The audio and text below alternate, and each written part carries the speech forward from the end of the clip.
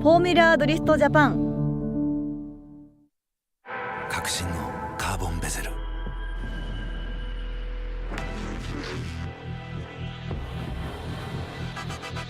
Bluetooth 搭載 G-SHOCK カシオ。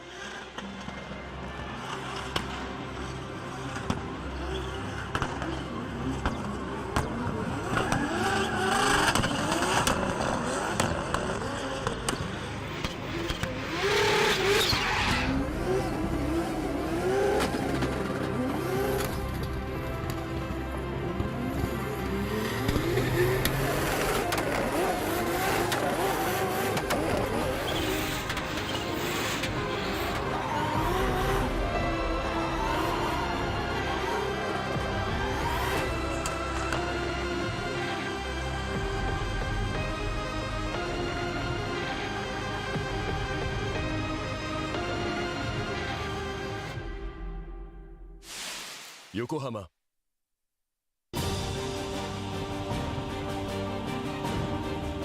The brightness called brilliant, blinding and vivid. Valentine.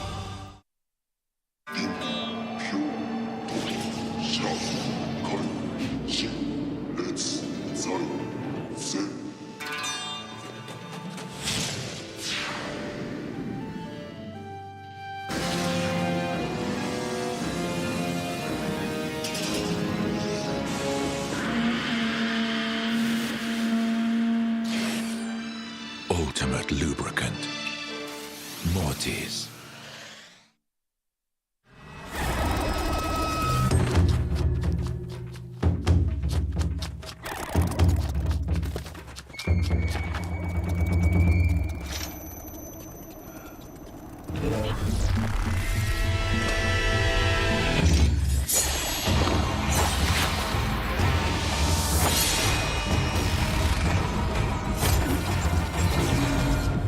Made in Japan. Breed. 伝統と革新、小倉クラッチのテクノロジーを凝縮、チャンピオンを取るためのクラッチ、小倉レーシングクラッチ ORC。 究極の静かさと安全性。オンロード、オフロード、世界中で活躍するケンダ。その信頼を支える静音性、安定性と対摩耗性。世界が認めた技術と信頼を街乗りである。高品質と納得の価格、タイヤのポテンシャルをあなたに。ケンダ。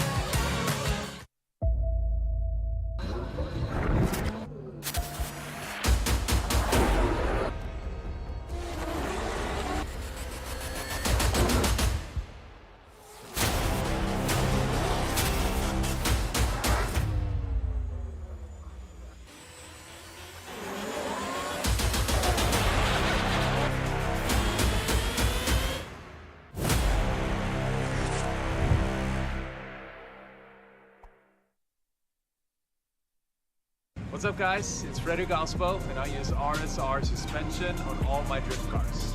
I love RSR. Iyo RSR Ichiban.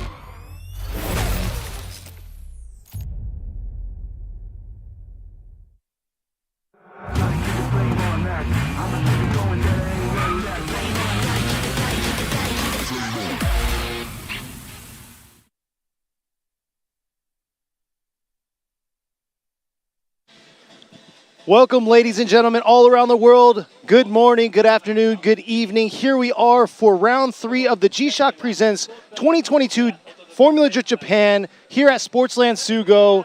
Beautiful weather out. Look at that track conditions right now. Not fighting the fog like we had the last 2 days. You excited today, Robbie?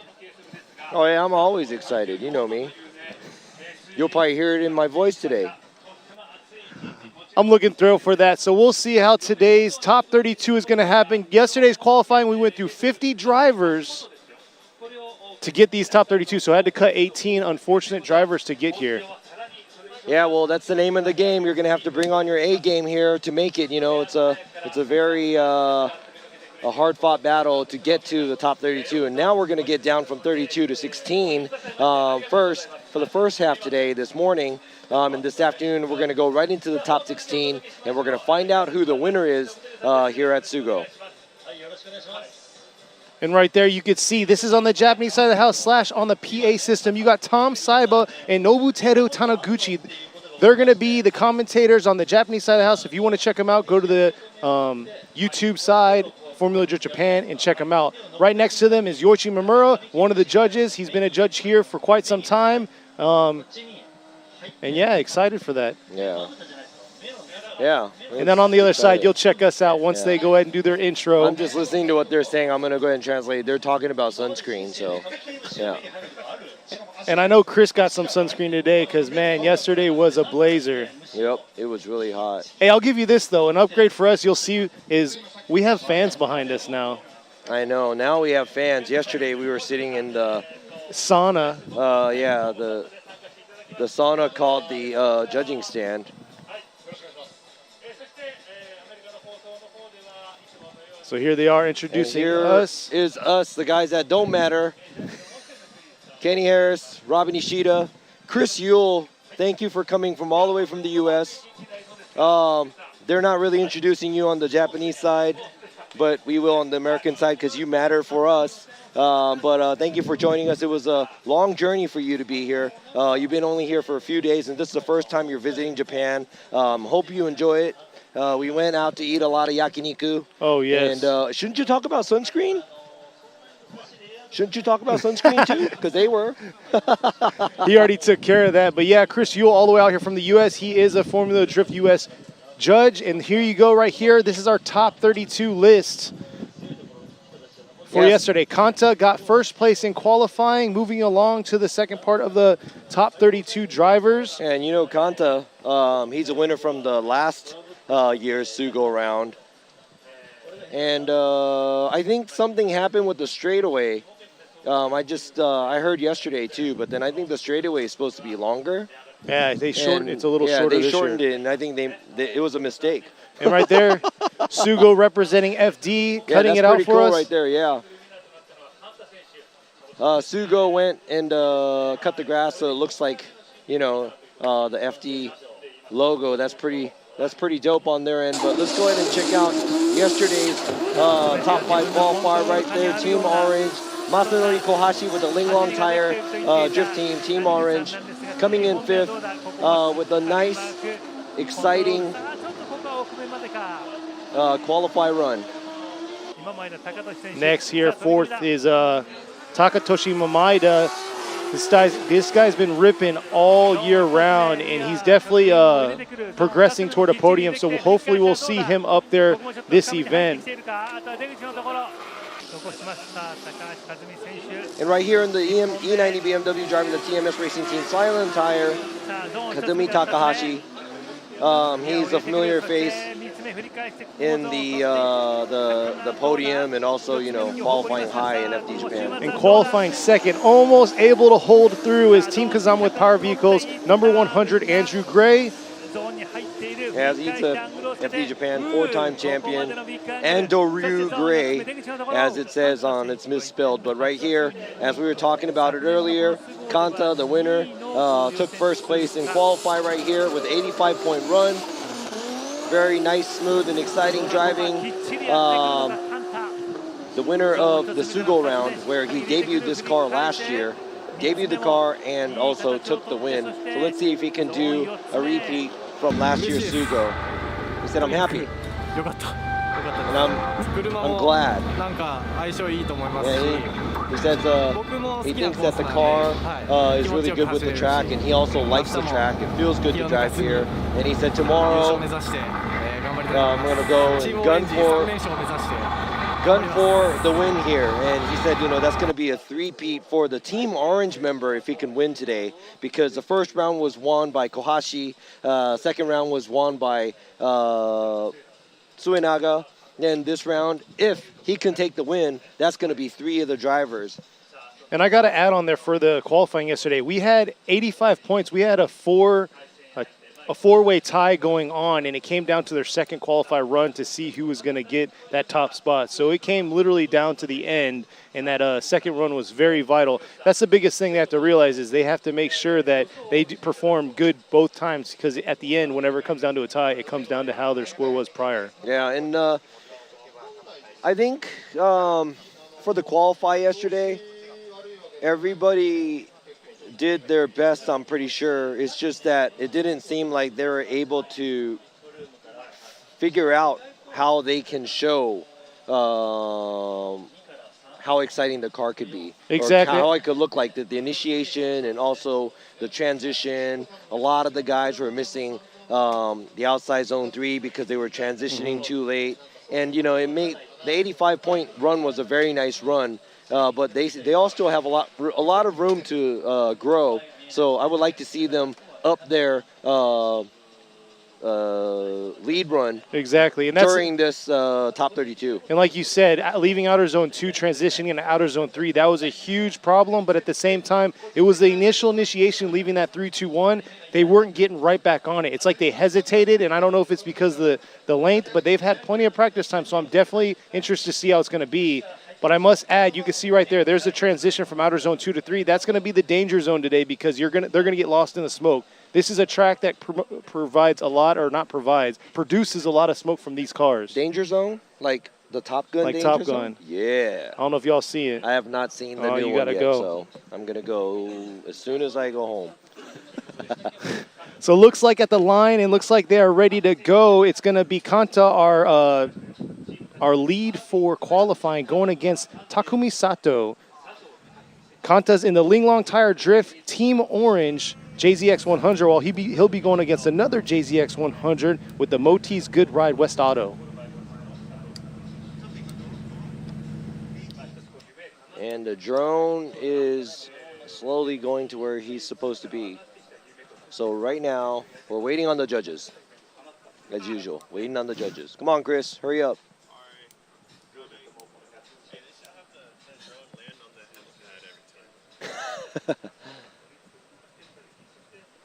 Yeah, there's a helipad over there too, inside of the outside zone 3 area. It's super huge. That'd be kind of cool if they go and They should have posted them up right there, there, all the drone guys right there. But they're actually located right next to us.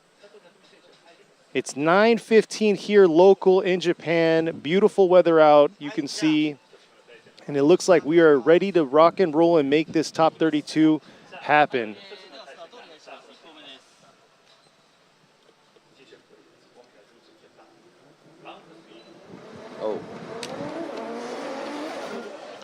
All right, here we go. Coming through the chicane. Kanta is in the lead while you have Sato in the chase. Sato needs to close that proximity to Kanta.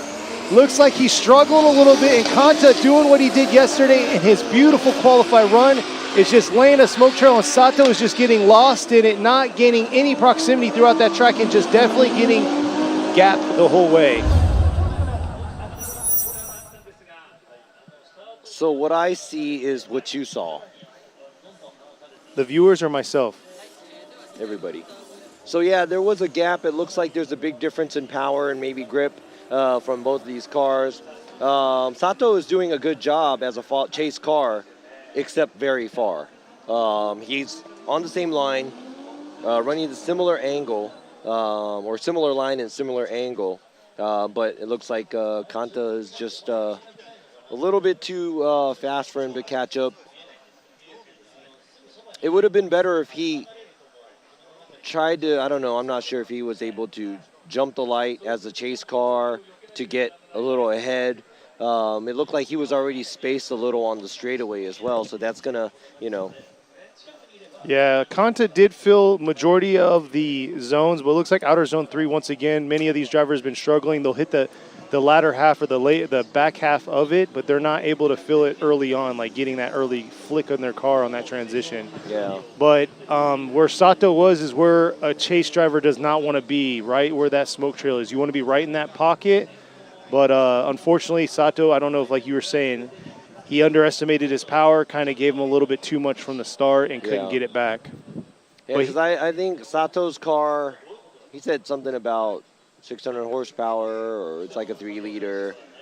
I think Kanta's car has a little bit more juice than that.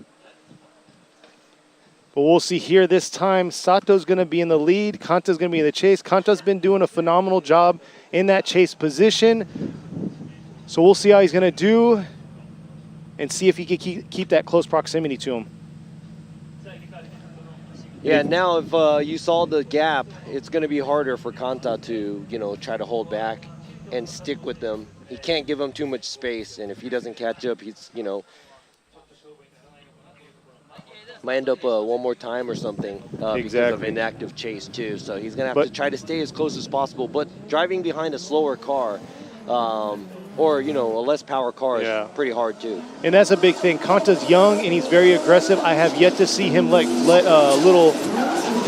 give a little, and here he is right here coming around to outer zone 1, and you can see he's trying to close that proximity. He has a safe proximity to him right now, and there it is right here, flicking back around. There it is, diving in and trying to make that contact right there to that left rear. And man, like I told you, he's young, aggressive, and hungry, so there you go, he showed it. Yeah, I'd have to say Sato's car, you know, it doesn't look like it has a lot of grip going from outside zone 2 to 3 with the switchback, but I think that was a very good lead run. And very smooth, and he makes it all the way out to the top two. But, you know, obviously, Kanta's a lot closer than where Sato was. And even if the lead runs were even, this is kind of easy for you guys to, or for us to make a call, I guess, because of the proximity difference.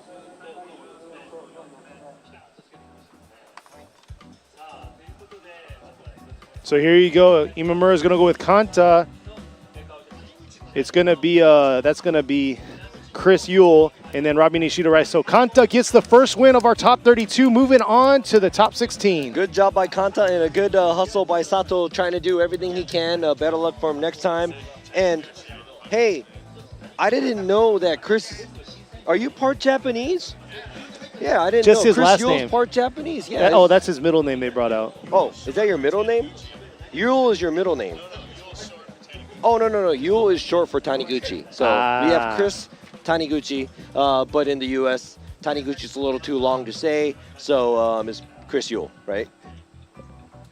Up at the low line, pulling up right now, you got number 23, Yuji Saito, going against Tomoki Tanaka. Yuji Saito is with a Total Car Glitter with Car Life Orange and New Dream, going against Tanaka in the V-Style Good Ride with Tetsujin. Definitely a big fan of Tanaka's, flat black, aggressive, mean look. We're going to see how he's going to do against Saito. Saito has a very aggressive and mean driving style, so we're going to see how he's going to rip around this track. Yep. All right, here they go.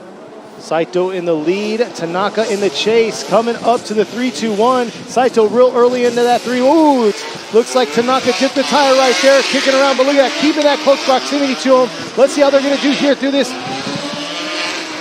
transition to outer zone 3 and rip it into the finish. And it looks like he gapped him just a little bit at that finish, but Tanaka just trying to hold on.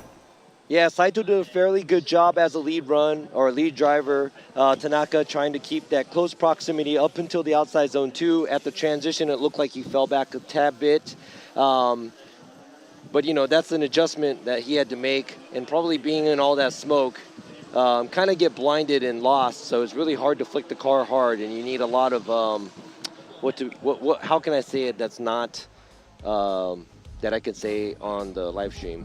You have to have big... Kahunas. Is that okay? What are kahunas, though? Oh. So we'll just say that. So you have Sounds to good. have that when you're in the smoke and when you got to throw the car and do a transition in that smoke. So you have to have a fearless attitude to go through there. There you go. Biggest thing is they American guy with big words and vocabulary. I don't know if that's big words, but yes. The biggest thing is leaving outer zone 2 to outer zone 3, that transition, like I was saying, is going to be a smoke trail where they get lost in the sauce. But the nice thing for these drivers is at outer zone 3, there's a huge washout point. There's no walls there. There's nothing. So they really can push their limits, but we don't want them dipping 3 tires. So yeah, we don't want them to dip 3 tires, but at the same time, there's no wall there, you know. I mean, I compare a lot of the tracks from Japan and the USA. You know, the States, there's a lot of walls, and there's a lot of risk you have to take. So I'm just thinking that, you know, the drivers here are a little, I'm not going to say they're lucky that a lot of these walls aren't here, adapted from the U.S. because, I mean, a lot of the cars would be hurt really bad if they did. So they should be able to take that risk, take that extra risk. That's what we're trying to say.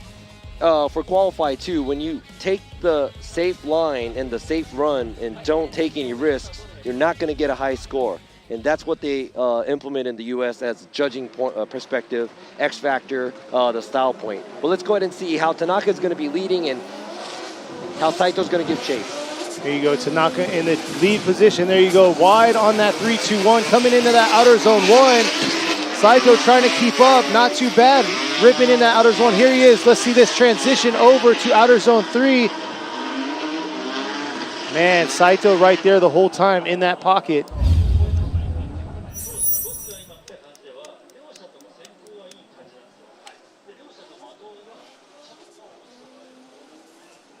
All right, so I'm going to go ahead and go with the lead to lead, chase to chase. There's goods and bads by both drivers. It looks like overall Tanaka has a little bit more angle as a lead car, but doesn't make it all the way out to the outside zone 2. Now Saito right there, he gets closer, but he takes a much smaller line from outside zone 2 to the 3 area. So now we're going to have to compare both of them from what we saw earlier. And it's not like Saito was super close from the get-go. There is a small distance in between these cars until they hit the transition going from outside zone to 2 to 3. So, yeah, let's see what the other judges have to say. I already put in what did you?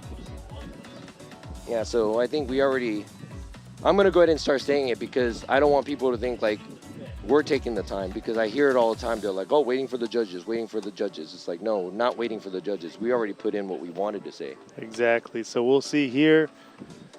Waiting on the results. Here you go. Nishida's going to with a one more time. Imamura is going to go with a one more time. And there you are, folks. We are going to have a one more time, but we got Yul with Saito on his vote. So Taniguchi gave it to Saito. Let me go ahead and ask him. Oh, I'm sorry. Chris Yule did.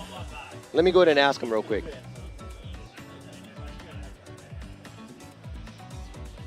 So we'll see what Chris has to say about, we don't have a mic for him right now, so we'll see what he has to say.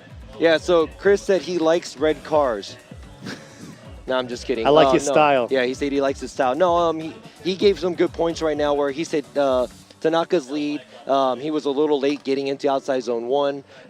Saito did a little bit of a better job as a lead driver as well. And when he was giving chase, he was slightly closer. You know, just small things. Yeah. It wasn't like he blasted him. It was slightly going towards Saito. So I think the one more time call is actually pretty good. We'll go ahead and check this out again after we see these battles. Right here, Mao Yamanaka going to Royal Okabe, rolling around into this outer zone 1, approaching right here. Look like Okabe is struggling, and It looks like he's shutting it down right there in outer zone 1. And look at that, Yamanaka ripping through.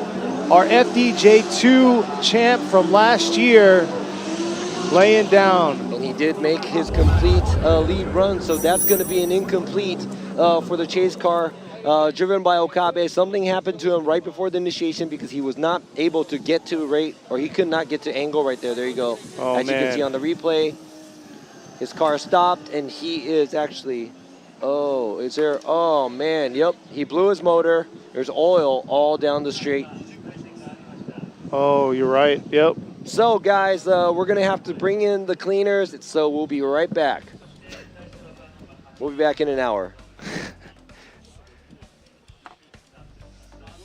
So we'll see here. They're going to get the crew out there, check it out. But yeah, you can see that trail of oil going from that inner portion. And that is a hot zone for these drivers. So that's going to be a huge, a major cleanup for today. So we'll see here.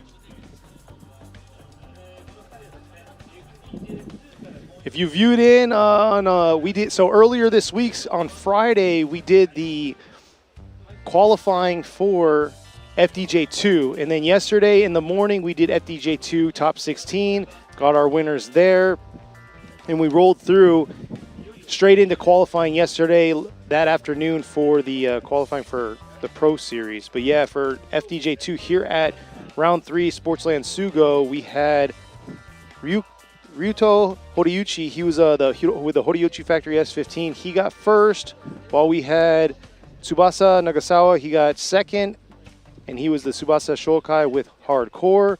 And on third, we got number 870, Akihiro Hanawa with the Wise Factory Eternal with Speedmaster S14. So that was our results for the FDJ2 series, which is the feeder series into this FDJ, the Pro Series. We fought fog both mornings on Friday and Saturday, and here we are Sunday with beautiful weather for this top 32, but looks like we're facing a delay with this engine issue that he had. Not sure what part or where it blew, but maybe it was a line, maybe it was something else. But yeah, he was doing a pretty decent job throughout practice, so we'll see here. For those of you around the world, where are you guys viewing in from? We are definitely going to have some time to kill. Chime in with us. Let's get some chats going on. Hey, first off, I'm going to give a shout out to my boys in Texas and the guys out at Club Blue San Antonio. I appreciate y'all. Danny out there hosting a good event, and you know, grassroots is where it's at. A lot of us loves that. That's where the passion is. That's where you get to be out there with your friends. So it was an awesome event. I appreciate that. My boy Charles at VPF, I appreciate you taking me some ride-alongs and hooking me up. And you guys are the ones that keep me spirited and keep me in the loop on you know, being energetic out here and happy for where I'm at, the position I'm in, and, you know, doing my thing. I don't know how else to explain that. Since we're doing shout-outs, yeah, shout-out to the Formula Drift USA fam there. I say fam because, I mean, it is kind of like that. Everybody has a good relationship. Miss you guys. Too bad, you know, because of this COVID situation, everything was different before. But, you know, things happen, and we try to make it positive where, you know, since the COVID thing happened, we have Kenny Harris over here commentating with us. And, you know, you found a new, I don't know, you never knew that you were this good in talking.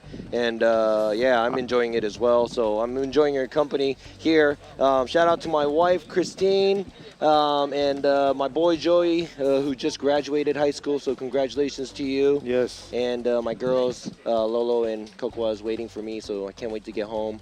That's his dogs, by the way. But before, or not before, I already said all well, if you're stuff. doing that, I'm going to shout out to my wife, Rachel, and my kids, too. You can't. No, I had my 5 minutes of shout-outs. We have a lot of time right now, so we really do. You guys are probably like, dude, I don't care, but I'm sorry. This is our 5 minutes of fame that we could just say something. So, yeah, shout out to my kids. My daughter didn't watch yesterday. She said she's going to watch today, but I'll test her and see if she heard her shout-out. So, shout out to my daughter, Bella. So, we'll see if she's listening in. And also, you know, you members out there, I see you all over. I saw Houston. Brazil wants a shout-out. I saw that. California, Michigan. I could scroll through the line. It's crazy how many y'all around the world are sticking in and listening to us. Portugal, New Zealand, Texas, El Paso. Hey, and also we have some time right now, so let me go ahead and fill you guys in with some cool information. I want you guys to flood the comments with very, very happy birthday to my boy Kenny Harris here. Kenny just turned 36, and he's spending his birthday right here speaking to me and also announcing. So happy birthday to Kenny. Thank you, thank you. I didn't buy him anything because that's just the way I am. Hey, all I need this is my way to get him a present right here. So everybody, please wish Kenny a happy birthday. And no, I appreciate the love, Robbie. Robbie's a genuine, awesome guy. If you've met him in public, you know how his attitude and his spirit is. He's an awesome individual, and he's the one that brought me here to crack my shell of kind of that introvert, I guess, idea. And I appreciate, look at all the birthday wishes. Thank you all out there. Happy birthday. No, we don't have to do all that. Oh, okay. My wife did that this morning. I appreciate her for that. But yes, thank you all for this happy birthday wishes, and thank you for viewing in. I know we're kind of, chatting along. You can see right there, it looks like they're getting his car up. Hopefully we'll get some word on what's going on with his car, if it was a line that blew off, which could be okay and good, but he got an incomplete for his chase, so it's going to be hard to make that up. But the biggest, most of them don't know. So yeah, we had a 1 month break between round 2 to round 3. And, it's summertime. We got to enjoy ourselves. So I ended up taking a 30-day break, went to the States, went to Texas and Ohio. I definitely miss American food. Hands down, Japanese food is amazing. Don't get me wrong. Let's ask Chris about Japanese food. But, speaking of which, Chris is out here. He has a, 4-month-old son back home, Tate, and I'm pretty sure he wants to send out his love to his wife, Emily, and his son, Tate. He's going to be home soon. We're going to return him safe and sound. Just sleepy. Yeah, no, actually, he'll be good tired. for the second shift. Yeah, he's going to be tired. So, yeah, you can go to sleep when you want to go to sleep. He'll take care of the rest. So, he'll be home in a few days. So, yeah. So, Chris, how do you feel, or what do you think about the Japanese food? Well, I don't think I've actually had any yet. I mean, Kazama got me some cold noodles, but I don't think we've really had Japanese food yet. Yeah, we didn't really go to a Japanese restaurant yet because I might have mentioned this yesterday.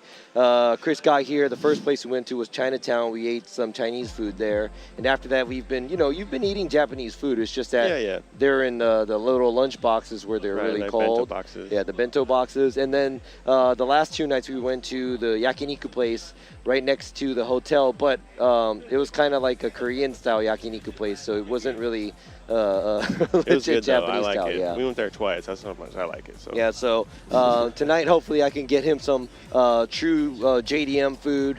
It'll be Japanese rest stop food. Yeah, it's going to be a Japanese rest stop food because we're going to be packing up, leaving out of here pretty late, and probably getting back really late. So, but yeah, I appreciate Chris being here, and traveling. I don't know how much traveling everybody does, but it does get to you pretty hard because I had to do it for 14 years in a row or 16 years in a row or something. Travel every month. It gets really tiring, and you really miss your home and your family. Yeah, I don't know how you did it because I came back. I don't know. I can't do it now. Yeah, I came back 2 days before this event or leaving for this event. I got myself pretty quick on the schedule, but right now, after waking up early, you guys got to keep in mind, we're out here for 12+ hours, mostly 15 hours at the track. Yep. So we're waking up early, leaving late, and man, that definitely puts a toll on us. But hey, they're cleaning up the track. We're going to do a quick commercial. Check out our commercials. Maybe we'll talk a little bit about these commercials, give you explanation. But hey, we'll be right back, guys. フォーミュラドリフトジャパン革新のカーボンベゼル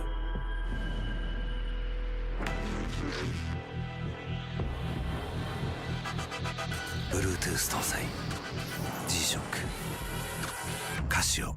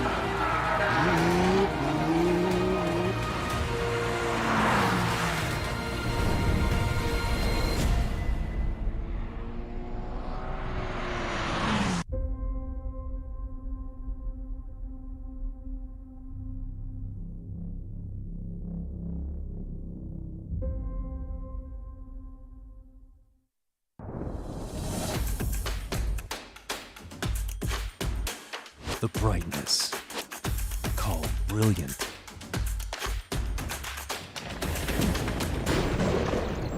Valenti.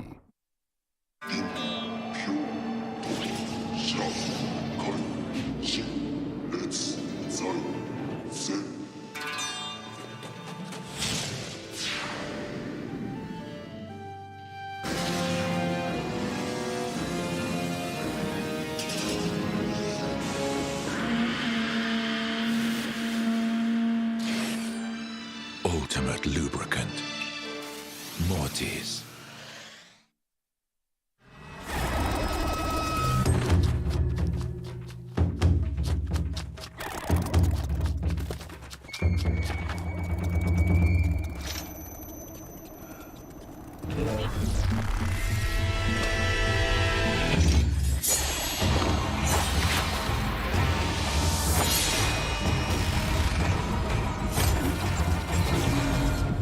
Made in Japan.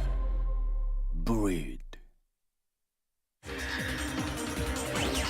伝統と革新小倉クラッチのテクノロジーを凝縮チャンピオンを取るためのクラッチ小倉レーシングクラッチ ORC 究極の静かさと安全性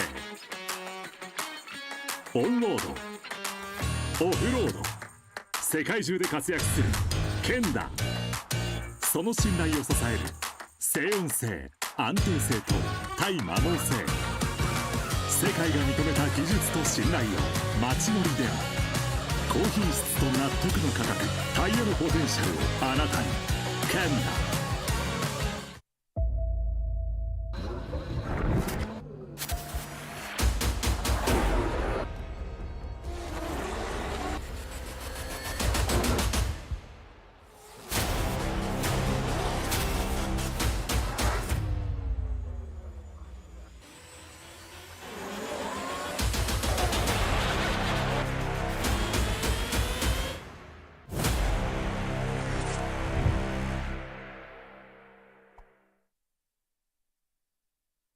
What's up, guys? It's Frederick Ospo, and I use RSR suspension on all my drift cars.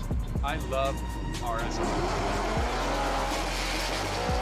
Iyo RSR Ichiban.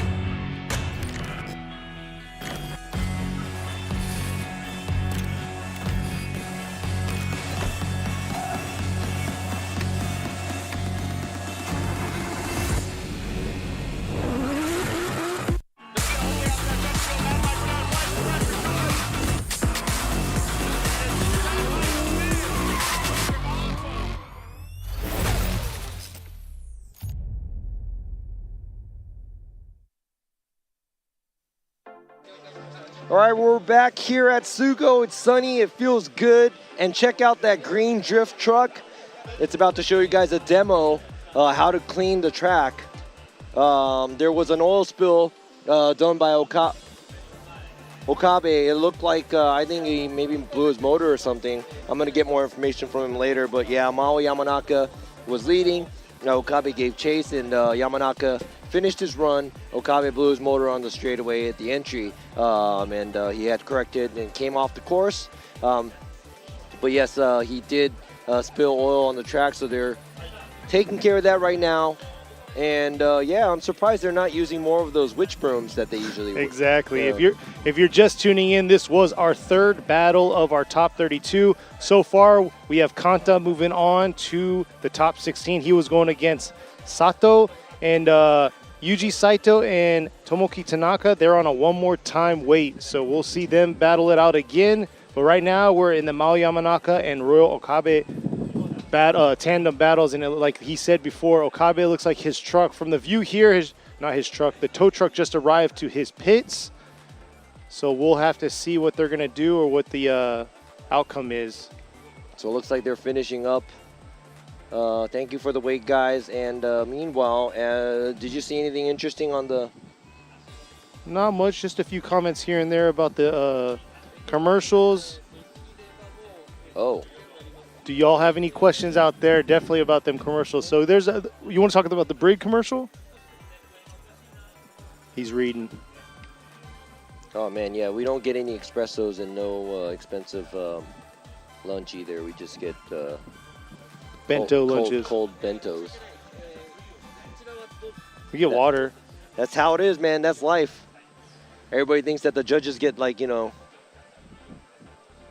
all the top luxury and get paid high dollars, but that's a lie. Yeah, I think Chris is not getting paid. We suckered him to be here. There you go. There's the fans right there. So behind the fans, that is all of the sponsored booths. So if you're in the area or you're coming out here, there is a lot of merch and stuff like that you could purchase. You got Liberty Walk over there. And I know a lot of the foreigners are probably listening to the American live stream, and a lot of Japanese people aren't. But then Sendai is pretty close, and there's a lot of foreigners in Sendai. So if you're out there in Sendai area, we're pretty close.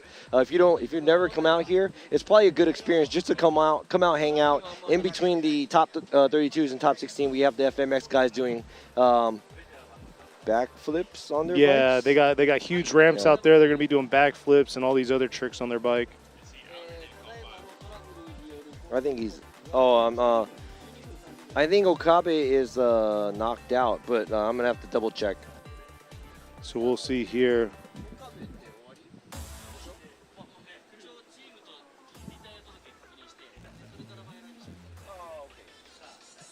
Oh. Robbie's trying to find out a little bit more about Okabe's situation. So we'll see here.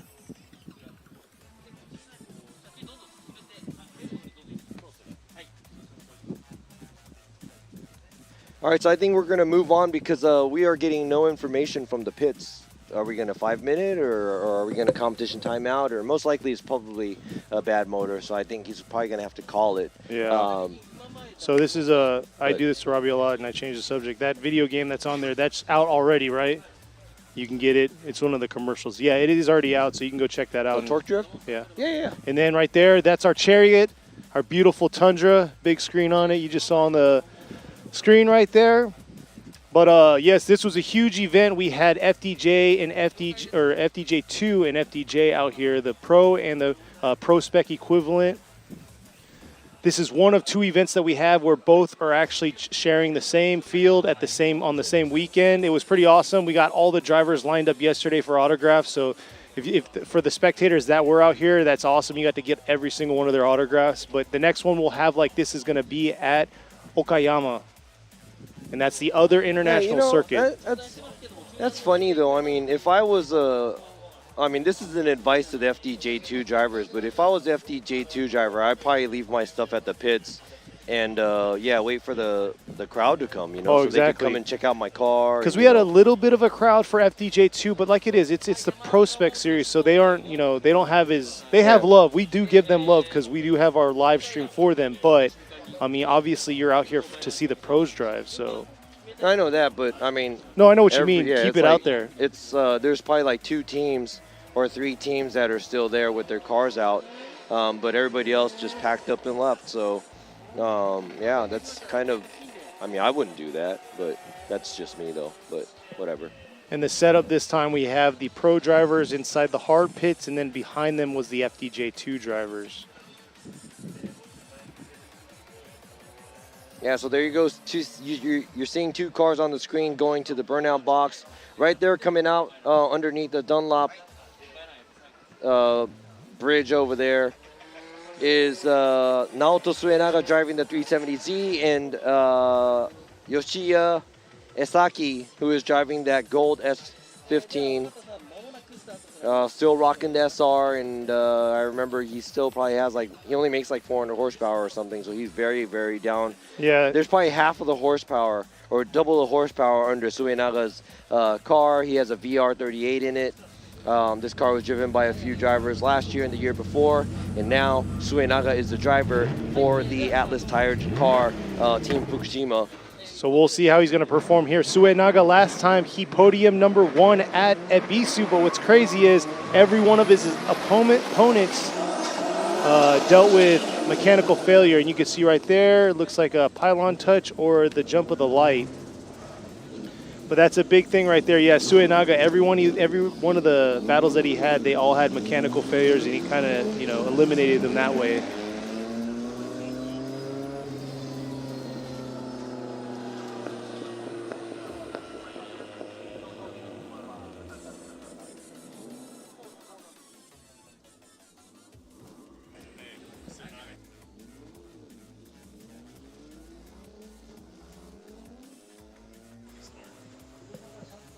Oh yeah, there you go. Yeah, Chris brought that up too. It looked like, I'm not sure if it looked like Suenaga maybe did that on purpose, because he came out to the oil and skid on it to check how slippery it is. So hey, that's I guess tactics. Maybe we should not do any restarts anymore and just call it incomplete from the first pylon touch. And I'm pretty sure everybody's gonna be super careful, right? So let's go and check this. Right now, Suenaga leading, Isaki chasing. There you are, look at Isaki early on, right there on his door. Oh, just looks like he had a little bit of contact and unable to hold on, but there he is, trying to close that proximity after that bump he had, and Suenaga not fazed by it and doing his thing. Not quite able to get into those outer parts of outer zones 2 and 3. And Isaki just struggling a little, and it looks like because that shorter line that Suenaga did affected how Isaki was going to keep that proximity. Yeah, so there was a little love tap by Isaki telling him he's right there, but not a huge decel, even though it's an initiation, not a huge decel by Suenaga, so I would have to put that contact on Isaki. But after that, it looks like Isaki is holding on, trying to do everything he can to, get closer to Suenaga, and Suenaga is just doing his thing as a lead car. Not a huge amount of angle, especially going through outside zone 2. But he does make sure that the car is at drift and at angle at outside zone 3. So I'd have to say that it's a pretty clean lead run. And Isaki could not get any closer, and also giving him the tap at the initiation. So that's not going to be good for Isaki. But you never know what's going to happen until the tables are turned, where Isaki's going to be leading and Suenaga giving chase.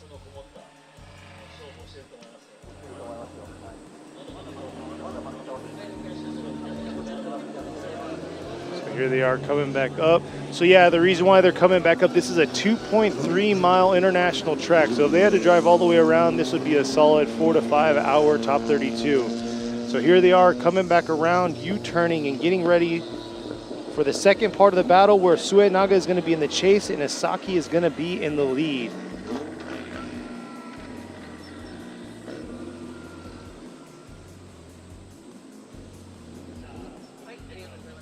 Now to Suenaga in the 370. I mean, if this was the States, the car that got bumped would probably be like, hey, let me check it real quick, because, yeah. But they're just kind of like, yeah, I would, because what if something's wrong, But be a man? Yeah, be a man, take a hit. That's what Chris said. All right, here we are. Isaki in the lead with Origin Labo Racing S15 going against Suenaga. Won last month's round 2 at Ebisu, and Suenaga doing his thing in that chase. Nice job right there in the pocket. Let's see this transition here, right there, peeking through those clouds. Beautiful job by Suenaga. And man, it felt like he was toying with Isaki the whole time. Yeah, just looking, I'm just going to go ahead and check out the replay anyways. Just like the first run, this might be an easier call for us, the judges. Isaki's not doing anything. His lead run is actually really good. It's just that the chase, Suenaga is a lot closer than when Isaki was behind him. And also, there was that contact by Isaki, which disrupted Suenaga's lead run as well. But yeah, he looks like he's kind of, he looked comfortable chasing Isaki down.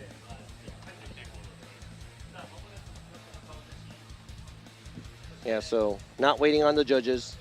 There you go. Robbie Nishida going with Suenaga, Imamura going with Suenaga, and Yule going with a one more time. So Naoto Suenaga gets the win, and we'll be moving on And I think to I the know, top 16. I think I know why Yule went with the one more time is because his lead run was very good, and I think he went lead to lead, chase to chase, where Isaki's lead run was really good. So he gave it to Isaki, where Suenaga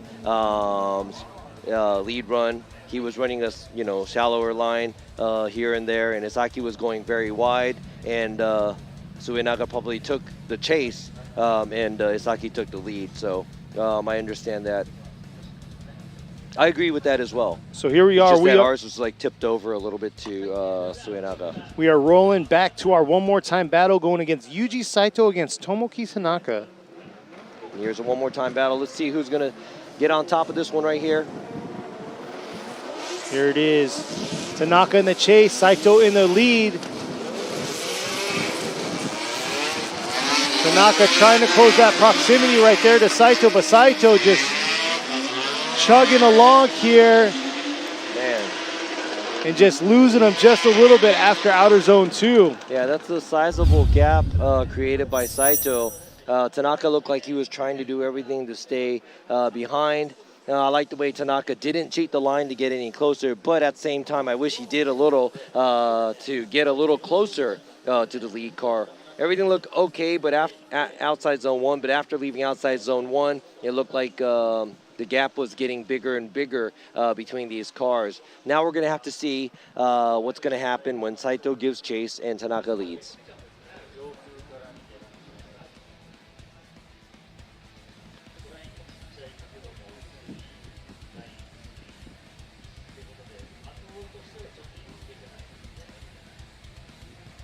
So here's another replay right here.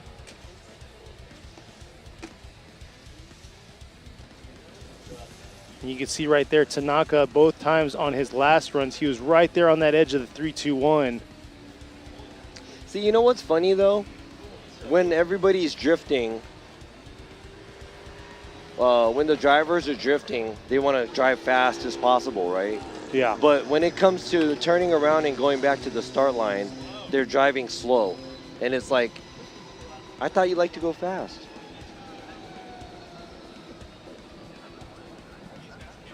So the big thing right now is, let's see.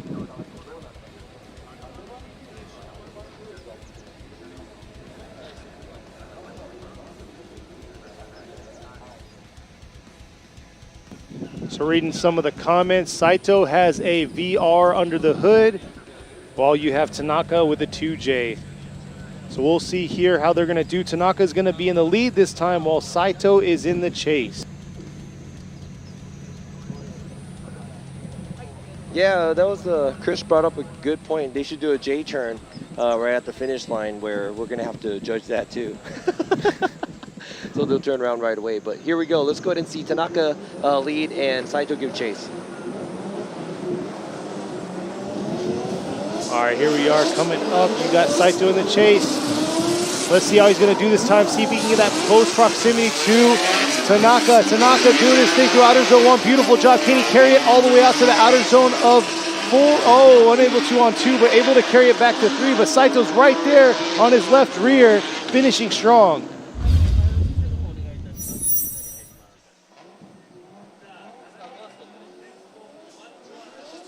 And once again, both of the lead runs look fairly good, and I'm pretty sure if I started to dissect it more, there's probably small things here and there. Looks like Tanaka dipped one tire out, but he has really good angle throughout the track. Saito looks a lot shallower, but he's on the same line and a lot closer to Tanaka as the chase car. So in my eyes, this is more of the obvious battle than the earlier one more time one. Now it was easier for me to pick who was going to move on. So we'll see. But that's not all the judges, though. Yes, you're one of 3, this is so we'll just see. Me. So we'll see what the other judges say. If there's anything you guys don't like about Chris, tell me and I'll relay it to him, and I'll try to ask him what's going on. Yeah, that's right. He's going to look you up and tell you. There you what go, don't all the like. way to the right for Yuji Saito. Yuji Saito gets the win and moves on to the top 16.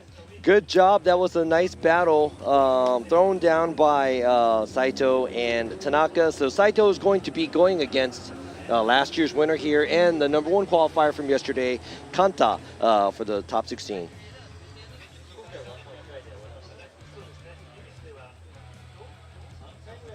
So right there at the line, you have Mao Yamanaka. Yeah, so I guess this is going to be Yamanaka's bye run because Okabe looked like he lost the motor at entry on the straightaway here. So unfortunate for Okabe, just joining Formula Drift Japan, moving up from FDJ2. He was supposed to battle Yamanaka, which is a winner of FDJ2's championship last year, and now he's doing his bye run. So congratulations to Yamanaka gets the win, and better luck for Okabe next time. Man, what a run right here for a bye run. That's what he needs every single time, filling those zones. What a way to show out right there. See, Looks like he is ready for the top 16. Yeah, it's like one of those, hey, you can do it. You know, it's like that's how it is. So, where to go right here? Yeah. Or Yamanaka did qualify 8th, which is like, on the upper half. So I think if he did this, he probably would have qualified higher. And that's what I'm talking about. Oh, for real. But it comes down to this, though. It comes down to the 2 qualify runs. And, a lot of drivers, it's a lot of pressure for some of these drivers. But looks like you can see right there, our next battle is rolling over the hill, which is about 100+ yards away at the burnout box. Rolling up the hill, you're going to have number 24, Takatoshi Imamaida, going against number 666, Shuichi Mano. Imamaida's got that aggressive S14, and he's going to be going against Shinichi Mano, going in the 1 Via. Has the aggressive tweaked eye look.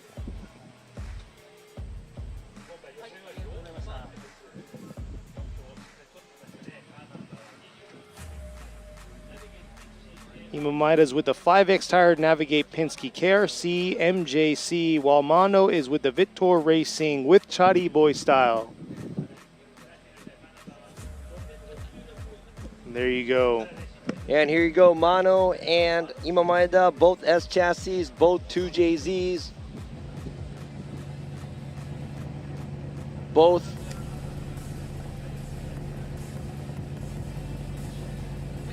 of them are Japanese. That they I are. couldn't find a similarity.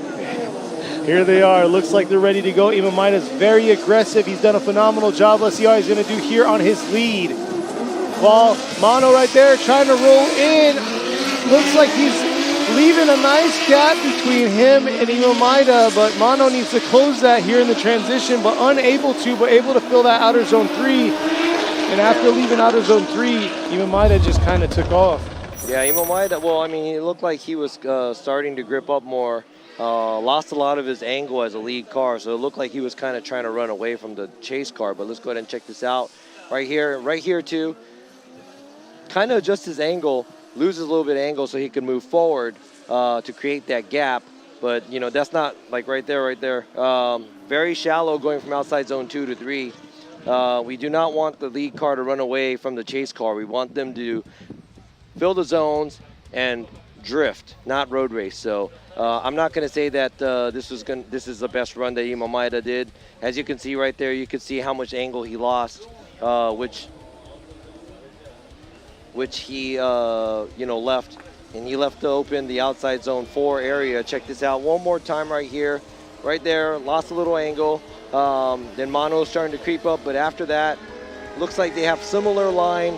But over here, right that car starts to lose angle and he starts to fly by and doesn't even make it all the way out to the outside zone 4. So I'm not even going to have that gap in my mind as a positive for Imamaida. That's more of a mistake that Imamaida created where Mano got left. And Mano was pretty much doing what he was supposed to do as a chase car. So And here they are whipping back around. You're going to have Mono this time in the lead while Ima Maeda is going to be in the chase position. So we'll see here.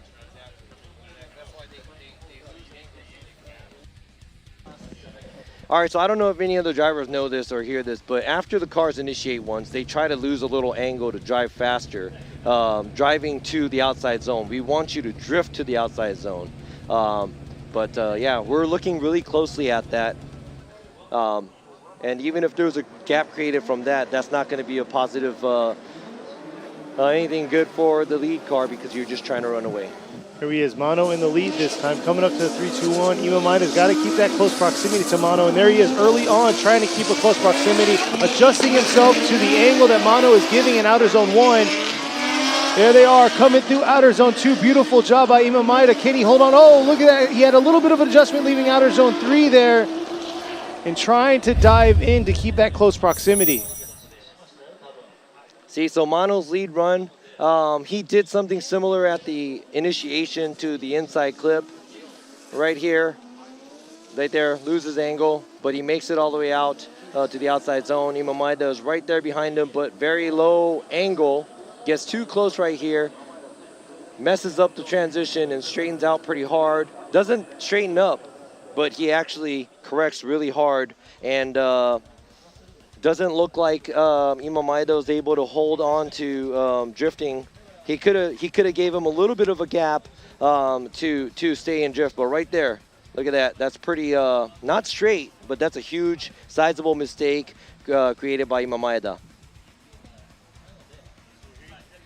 Robbie Nishida going left for Mono. Imamura going with Mono and Yule. So all the way left to him, number 666, Shuichi Mono gets the win, and we'll be moving on to the top 16. So the number 29 qualifier, Mono, beats the number 4 qualifier, Ima Maeda.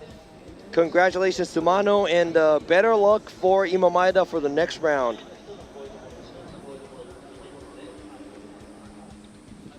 Very unfortunate. Like I said, Ima Maeda has been doing a phenomenal job, but it comes down to that small mistake right there. But next up, sitting at the line right now, teammates right here, Junya Ishikawa going against Kazuya Matsukawa. This is going to be very interesting because they've traveled, I think, probably 15, 18 hours or so to get up here. And now here they are battling it out against one another. So new versus old. Yeah, but I think Chris traveled longer. So you're right. I think Chris Scott has them beat. All right, let's go ahead and check out their battle. Oh. Looks like we got a red flag going on. Droopy on Droopy crime. Yep, so this is Hiroshima Toyota Team Droopy. Both rocking the same engine. New chassis, old chassis.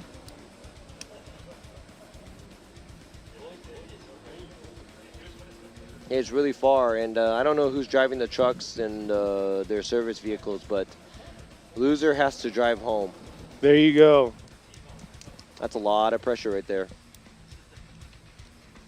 So we'll see here how they're going to do.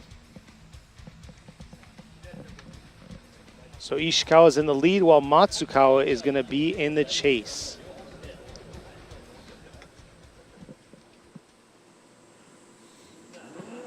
But I know one thing, though. I could predict a Droopy car is going to win.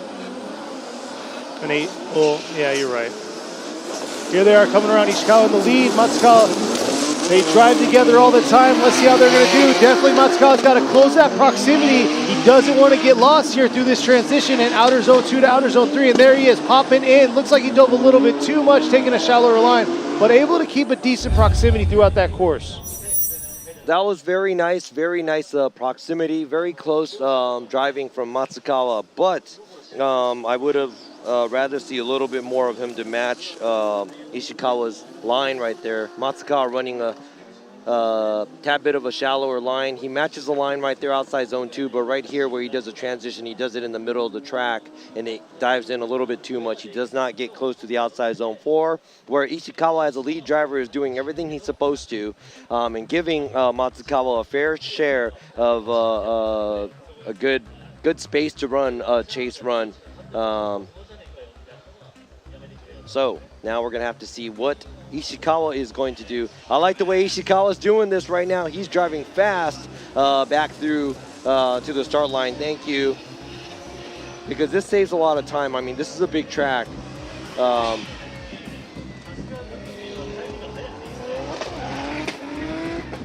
Here they are coming up. So Matsukawa this time in the A85 is going to be in the lead while you have Ishikawa in the chase position this time. Once again, appreciate the birthday wishes out there from y'all around the world. Thank you all for viewing. I just asked him to say it on the announcement so the drivers could hear it, where we're like, hey, when you turn around, please hurry back, because that's a side, like, this is very, you know, this has nothing to do with the judging, but it's like very, how can I say it? It takes a lot of time, and it's for you guys too. I'm pretty sure you guys want to see more drifting, bam, bam, bam, you know, and I'm not trying to rush the drivers or anything, but it's like, don't take your sweet time to go back. It's just, doesn't make any sense. So it looks like they're ready to go. Here we are. Matsukawa is going to be in the lead. Ishikawa is going to be in the chase. Team Droopy cars. Who's going to knock out who? Who's going to be driving the truck home? And who's going to suffer the consequences of not moving on to top 16? Here we are right here. Ishikawa closes that proximity early on, but looks like he's about the same as what Matsukawa does. Let's see what exciting move he's going to make here, leaving outer zone 2, transitioning to this outer zone 3. Nice job by Ishikawa. A little bit more angle there, ripping through into that outer zone 4. Ooh, you know what? It's very similar. Both of the drivers did a good job leading. Now I'm going to have to compare the chase, see who was mimicking the lead driver better. Let's see Matsukawa initiating. A little bit of a wobble there by Ishikawa. Matsukawa dipping the tire outside zone 1. Both of the drivers doing a good job right there. And it looks like Ishikawa is kicking out more angle. Let me go ahead and check out this drone view. I just want to concentrate looking at, number 1, Matsukawa making a tire drop at outside zone 1, and number 2 right here, Ishikawa throwing a lot of angle, but he is on the same line, and he does make it all the way out to the outside zone 4 as the chase car. So we'll see here how it's going to go. That was a very close one. I see y'all out there screaming out for it one more time, but I don't know. Let's see what the judges have for you. See one more replay. Oh, actually, side by side. So here you go, lead to lead, chase to chase. All right, so all 3 of us already put in our votes, but we're just showing you this. So they could get the understanding of what y'all are seeing. Yeah, you can see, so. It is a good side-by-side view. Here you go, Robbie Nishida going right for Ishikawa, Imamura going right for Ishikawa, and then Chris Yule going for Junya. Ishikawa gets the win, and we'll be moving on to the top 16. There you go. So Ishikawa is going to be going against Mano. The first battle of the top 16 is going to be Kanta versus Saito. Second one's going to be Yamanaka versus Suenaga. Third one's going to be Mano versus Ishikawa. And the fourth one we're about to find out in the next few minutes. Man. Is it going to be Kohashi or is it going to be Ito moving on to the top 16? You must have something for Team Droopy, because you said that a Team Droopy car was going to win, and sure enough, a Team Droopy car won. I know. I made it happen. All right, here we go. Like he said, Masanori Kohashi is going to be going against Monkey Ito. Kohashi in the lead, Ito in the chase. Kohashi is sitting in second in points right now. I believe 141 is where he's at currently. Let's see if he can podium like he did last event at Ebisu. And here he is, ripping in the lead position. Ito kind of doing his thing, trying to keep that close proximity. And nice job by Ito, taking a shallower line, but trying to keep this tandem battle interesting. Here we are, transitioning around to outer zone 3. And there he is, getting a little lost, but able to make it happen to the finish. All right, so I have to say, Kohashi's lead run was pretty good. It was really good. And Ito's chase, he was on a small line, but he was doing as much as possible to keep that proximity. Right here, Kohashi does a great job at outside zone 1, makes it all the way out to outside zone 2. Nice flick there, a little bit of an adjustment outside zone 3, 2-4. Doesn't make it all the way out to the outside zone 4 area, but Ito taking a smaller line after the transition. And also right there you can see in the outside zone 1 where you can see the front nose of the car out of the smoke. Slightly smaller line than Kohashi, but Ito falling back tad bit from outside zone 3 to 4. I must say, as I recall, you know, There you Ito's... go, right here, man. Kohashi's hustling back to the start line. I like that. There you go, And Ito Ito coming right heard me, behind and him. he's like, oh, I better me too, pick me it up. too. Yep. So, no, I got to say, Ito's definitely has been picking up in the last year or two in progression, and that was a very aggressive approach from the start with his chase. We'll see how he does here on his lead run, though.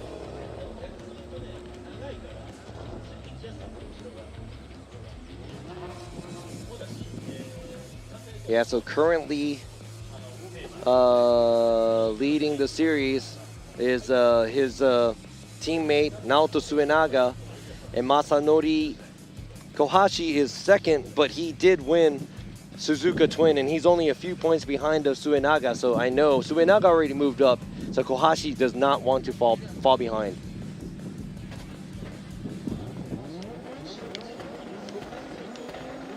And you know, Kohashi and the Team Orange guys are all very good chasers too in tandem. So let's see what he's going to do behind Ito. Here we are right now. Ito running his line, coming into outer zone 1 here. Not quite able to get all the way out to zone, but Kohashi was able to get there. And here it is, Kohashi's dialing in right here through the transition. Look at that close proximity he's carrying all the way into outer zone 4. And man, Kohashi giving it to him. Yeah, Kohashi definitely giving Ito the pressure. And small things I have to pick up from Ito's lead run. He did good, but right here doesn't make it all the way to the outside zone. So small gap created right there. To fill that gap, looks like Kohashi had to take a smaller line just to get closer. But after that, he is not giving him any room to move forward. And Ito does a good job for the rest of the track. But that outside zone 1 is going to hurt Ito for not making it all the way out. And the transition, he was a little late going into outside zone 3 with his rear end of the car. The chaser, Kohashi, did what he had to do. Didn't get super close, but he did stay within proximity behind Ito. So let's see what the judges have for the final call here. And here we are. Ishida going with Kohashi, Imamura going with a one more time, and Yul going with a Kohashi. So there you go. Masanori Kohashi gets the win. I think there were close areas where Ito also did try harder when he was chasing, and he wasn't super far either. But I think the value of the lead runs might have been a big factor right here, where Ito didn't get all the way out to the zone, and the chase. Obviously, Kohashi being able to attack a little bit more. So this time it's 2-1, but it's going to be Kohashi moving on. And better luck for Ito next time, and great driving by him all weekend. Next up is going to be number 218, Konosuke Fujimoto, going against number 530, Wataru Masuyama. So Masuyama, it looked like his wheel fell off yesterday during his second qualify. Yeah, so that was a disaster, but it looks like his car is back to normal. Fujimoto leading, and Masuyama currently a driver from FTUS. Man, that GR Yaris looks like a monster against this S15, and here he is right here trying to keep that proximity close to Fujimoto, ripping around in this transition. Dancing with him all the way around, a little waver there by him, but able to keep that close proximity. I didn't like the way, or I wasn't a fan of Masuyama getting a lot shallower on the line at the last part of the outside zone 4, but I would have to say that Fujimoto did a good job. But right here, there's a sizable pause by Fujimoto, which almost created a disaster for Masuyama for correcting. So I'd have to ding that as a lead car, where he wasn't smooth going from the initiation to outside zone 1. Everything else after that is what you just saw. Towards the end, Masuyama was keeping pressure, but he gave him a little too much pressure, and it looks like he was running a smaller line over there at outside zone 4. Let's go ahead and check it out on the drone view right here. Nice mimic, but right there, Masuyama pretty much almost spins out, half spins, but we're not going to count that as an incomplete. That's a mistake by Masuyama as well. So let's see how things are going to happen once Masuyama leads and Fujimoto gives chase. Here's another replay of it right here. Yeah, so Masuyama piloting this GR Yaris, which they had to bring to the last event at Ebisu because he did damage the 350Z he was originally driving from round 1. Yeah, I was talking to him. He says it's a potential overall total of it because he hit every he hit pretty hard. Yeah, it was all 4 corners. Yeah, all 4 corners got damaged. So we'll see though. But yes, definitely he is performing very well in this Yaris. He says he's kind of indifferent with it right now, but he's still learning the chassis. Yeah, and Fujimoto, on the other hand, he's driving the SR20. It's the 2.2 liter VE head VET. A good sizable power. I heard that he made more power for this round after the last round. So let's see what he can do giving chase to this 2 JB. Here you go, Masuyama ripping into outer zone 1. Nice job. And look at that right there. Looks like Fujimoto's getting lost in that smoke trail. Can he carry it through? It looks like he's just getting left behind. And I'm going to have to look back at it, but looks like Masuyama was still in those zones and wasn't taking quite of a shallow approach to him. So Masuyama, that's something we want to see. We have to make sure that Masuyama's not trying to run away. He makes it out to the outside zone 1. He does a good job outside zone 2, and there's a good enough angle throughout the whole track. And he does go into outside zone 3 a tad bit later, but it doesn't look like he was running away. And we're going to have to go back to the other run where Fujimoto on the lead. He had a pause at the initiation. After the initiation, also Masuyama going over the finish line, and he had too much angle where he had to draw back. We're going to have to see which one is more severe. Masuyama gets 1 vote. Imamura go with Masuyama and Yule. So Wataru Masuyama gets the win, and we'll be moving on to the top 16. So congratulations to Masuyama moving on, and Fujimoto, better luck next time, but he did qualify 12th. So I'd have to say he knows how to drive this car, but his car is a lot more under power. So that's something to think about for the next round.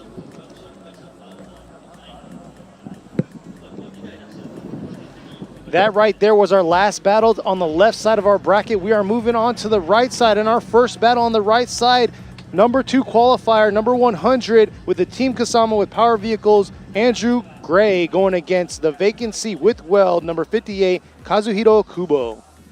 So we got Andrew Gray, the 4-time Formula Drift champion, lined up right here, and he missed the first round and made it to the second round, and now here at the 3rd round.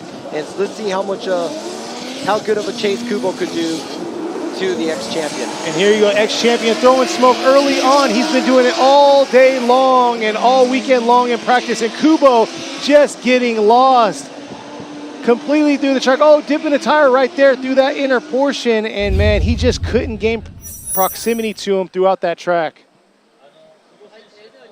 All right, so outside zone 1 looked okay, and that was a big gap created by Andrew Gray, but it looks like Andrew Gray doesn't make it all the way out to the outside zone 2 area.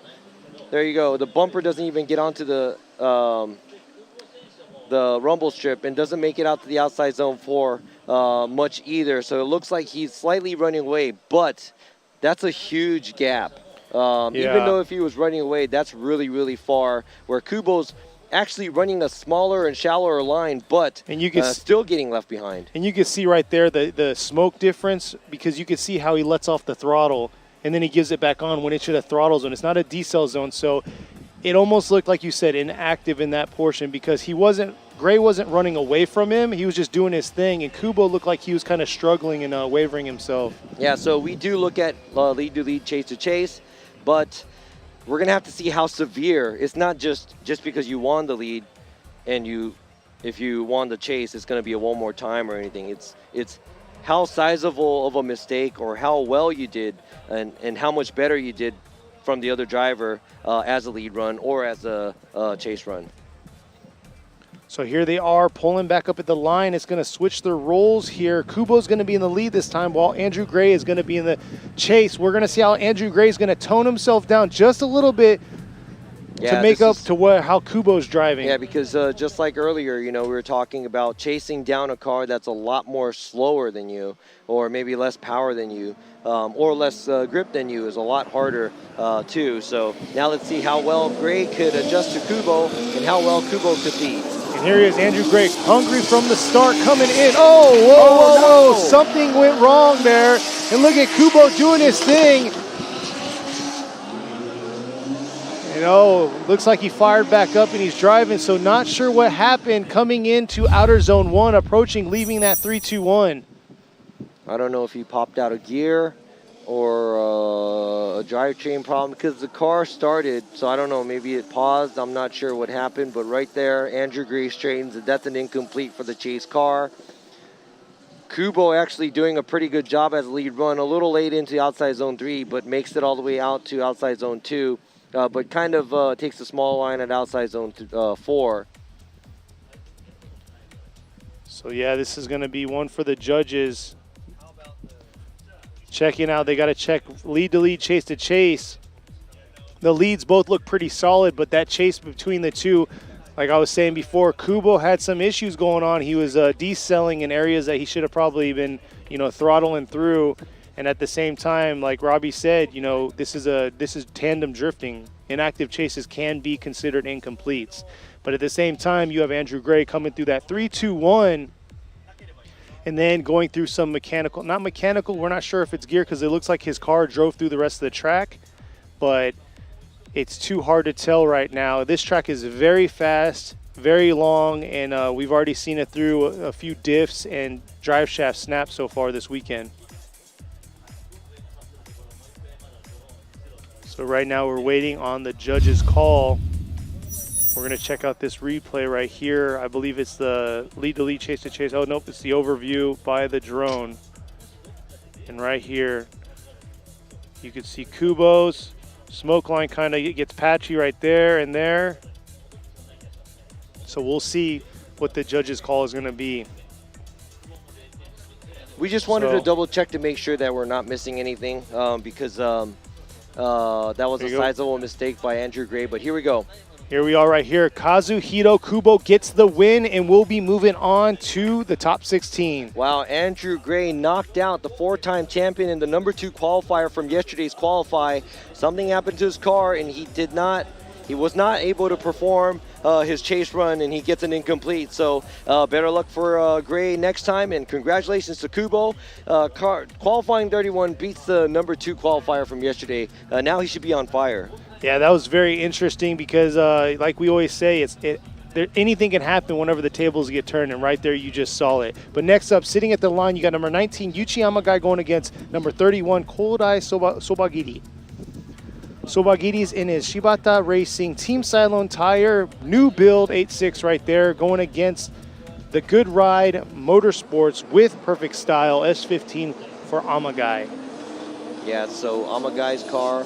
S15, he had this for a few years now. Sobagiri's car is a brand new build that they debuted last event. And here he is right here. Sobagiri doing a good job. Oh, almost over racing right there, but holding on and keeping that nice proximity to Amagai. Amagai trying to fill that zone, not able to fill all of outer zone 2 or outer zone 3, but Sobagiri adjusting himself to make it proximity closure there. It definitely makes it hard for the chase drivers when these lead drivers aren't filling those zones because they have to adjust themselves. And like you said, they got to mimic what the lead driver does. Yeah, so you can see right here, Sobagiri was probably anticipating that he's going to go all the way out, but he didn't. So he had to get right back in and try to dive in. But right here, Amagai not making all the way out to the outside zone 2. Does okay at outside zone 3. Doesn't get close to outside zone 4 either. So 3 out of 4 zones, it looked like. And that's hard too. So if you look at the transition right here from outer zone 2 to outer zone 3, Amagai doesn't make it all the way through the end of outer zone 3, which causes Sobagiri to cut. And you can see where he has to cut the track off right there. Because like we were talking about yesterday, that part of the track narrows up. Yeah, and everybody wants to come and race here. So no joke, for the FDJ2 drivers meeting, I mentioned to them the other day, if you want to drive fast, you could always come back to Sugo and join their grip racing if they really want to go that fast. I'm here to watch drifting. I'm not here to watch cars ripping and drag racing and road racing, We want to see the car sideways, going all the way outside to the outside line. It looks so dynamic and cool, with a lot of throttle, a lot of angle. That's so cool to see. Just seeing a car going fast, yeah, that's kind of cool too. But then I can go faster if I'm not drifting, so why not drift? I must say Sobagiri definitely pulled that one off, leaving outer zone 3 and able to hang on there. Let's see how he's going to do in the lead position this time, filling those zones to give Amagai a good something to chase.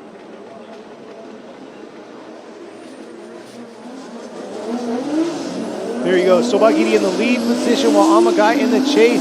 Coming around through the 3-2-1. Sobagiri early on into outer zone 1. Dipping a tire 2 right there. Coming around to outer zone 2 here. Nice job in outer zone 2. Now this is where it is. Oh, looks like he couldn't get all the way out, and Amagai had to cut in just a little bit. But man, nice proximity closure right there to the finish by Amagai. All right, so there's a lot of mistakes created by both cars in the lead position and the chase position. Let's go ahead and check this out. It looks like Sobagiri initiates, but he goes a little too wide, doesn't get back right on gas, and kind of goes off course. I think that's 2 tires off, almost 3. And Amagai trying to put together a chase right there. And looks like Amagai doesn't do a flick. He looks like he kind of drives straight, too. I'm going to go ahead and check this out from the drone's eye view right here. Right after Sobagiri leaves outside zone 2. And Amagai, no, he does do a transition. My bad, that's my bad. But he ends up in the inside. This is going to be really hard to judge because both of the drivers are, made sizable mistakes.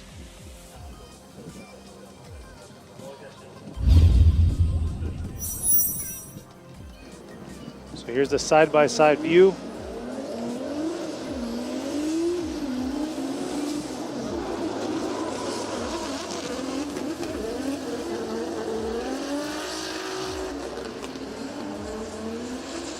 See Sobagiri a little deeper there, but then Amagai a little deeper in outer zone 3, but leaving outer zone 3 a little early. Here we are, Nishida gonna go with a one more time, Imamura going with a Amagai, and Yul going with Sobagiri. So it looks like we're gonna have a one more time battle between these two. All right, so I think the lead driver, Amagai, missing outside zone 1, missing outside zone 2, missing outside zone 4, is heavily watched on, and also Sobagiri dipping 2 tires outside zone 1 and creating a little mess for the chase cars. Both of the cars giving chase, they were running a smaller line and didn't look clean. So we're going to go ahead and have a one more time by both of the drivers and redo this. Next up, sitting at the line is going to be Hokuto Matsuyama going against the fan favorite online. Here is Yukio Fausto with the Side X Japan with Liberty Walk.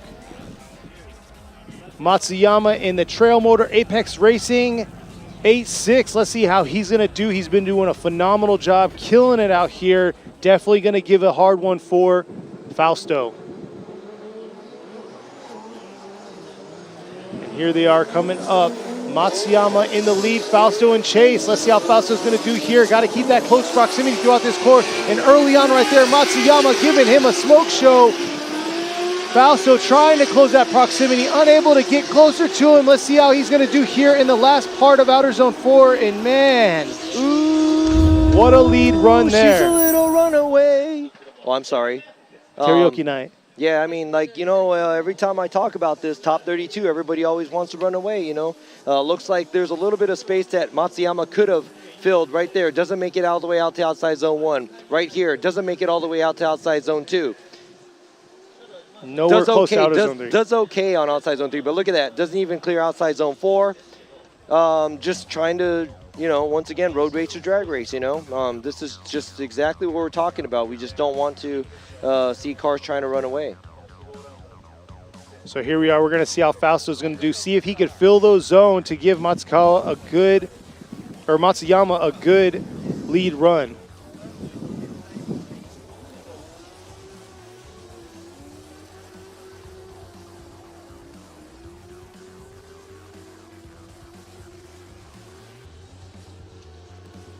So we'll see here. From the jump, it looked like Fausto was really getting gapped, but at the end of the day, watching that replay, and y'all saw it, the zones definitely were not filled, and that's the point of the lead driver. They have to fill those zones, give that 100-point run, so then the chase can actually have something to give good dynamic proximity to. But looks like Fausto's dragging his, I believe it's his bumper. Yeah, he's dragging his bumper on the other side from where we... Oh, half of it, actually. So does he have like a suicide door style rear bumper that opens in the middle? I think so. At first I thought it was like his over fender from the No, but from the far view. That's a cool kit by the LB Works, the LB Racing S15 body kit right there by Liberty Walk. And we were talking about it earlier. It's got that old school Kaido racer style vibe to it. And, you know, the old school Japanese race cars, I think they made these body kits, not body kits, but then the old school S12 Silvias, or I think S11s, S12 Silvias that used to race at, you know, large races. I think it was like the Impel color. It's like white and yellow. They used to have these crazy silhouette style body kits, and I think it's like all silhouette style racing or something. But yeah, so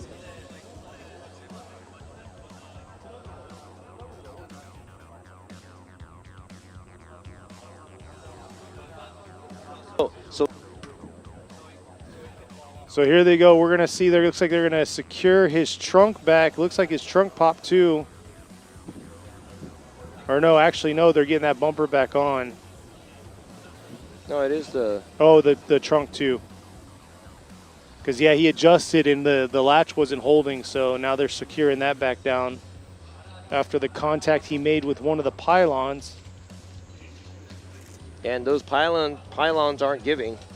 They're pretty tough. And they're not cheap. And they're not cheap either. So we'll see here.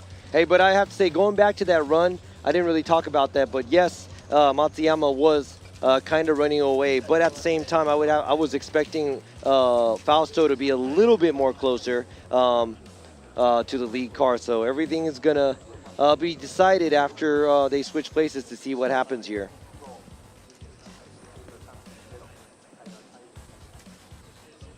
There's the rest of his bumper that blew up off that pylon over there. So if you're just viewing in, we're already done with the left side of our bracket for the top 32 of round 3 here at Sportsland Sugo for the 2022 Formula Drift Japan Series. We're now going into, this would be our third battle on the right side. The second battle on the right side is actually going to be a one more time battle between Amagai and Sobagiri. We'll see that shortly, but so far we have Kubo, who defeated Andrew Gray in their top 32 battle. That was the first battle on the right side of the bracket. So it looks like it's pretty secured at this point. Yeah, it looks, actually it's pretty beautiful.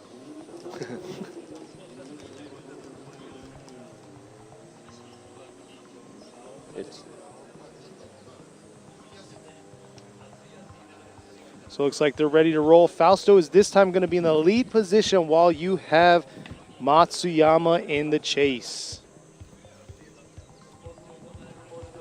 Matsuyama is teammates with Daigo Saito. Unfortunately, Daigo had mechanical issues with his engine and had to drop out. Very unfortunate. He was out here. He said, man, this track is easy cake. I'm ready to make it happen. And then his engine. Yeah, he said the tensioner broke or something, so. And he said that was the second time, so I think there's some other problem that is triggering it, so he's going to have to go back and find that out. But here we are, Fausto coming through the chicane here. Coming around, nice aggressive approach right there. Matsuyama right there, right on his back. Matsuyama trying to keep that close proximity to Fausto. Fausto trying to get all the way out to those zones there. And man, Matsuyama right there in the pocket.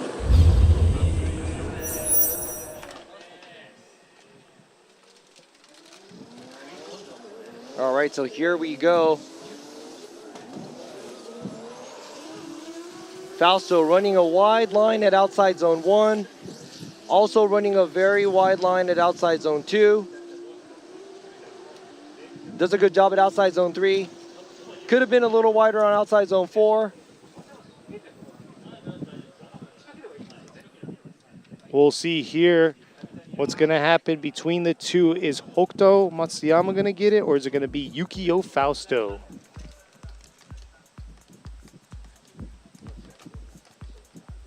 Here we are. Nishida going with it one more time. Imamura is going to go with Matsuyama.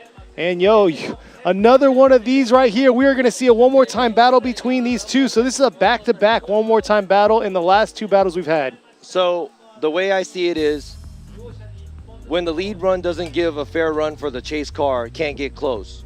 Then now the lead car gives a fair run for the chase car, then he could get close. So obviously, you're able to make a good chase run if the good lead run.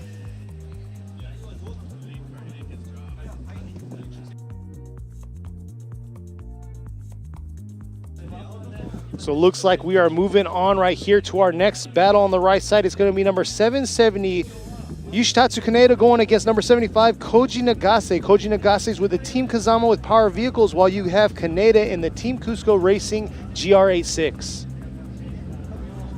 Both drivers here coming from the FDJ2 series last year, moving up to the Pro Series this year.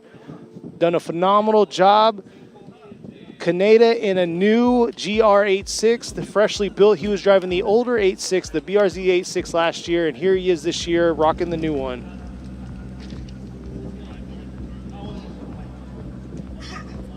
Yeah, so I just have to explain that a little bit, but I think since the lead run was Fausto and the lead run giving the chase car a good chance to chase, he gave it to, Chris gave it to Fausto.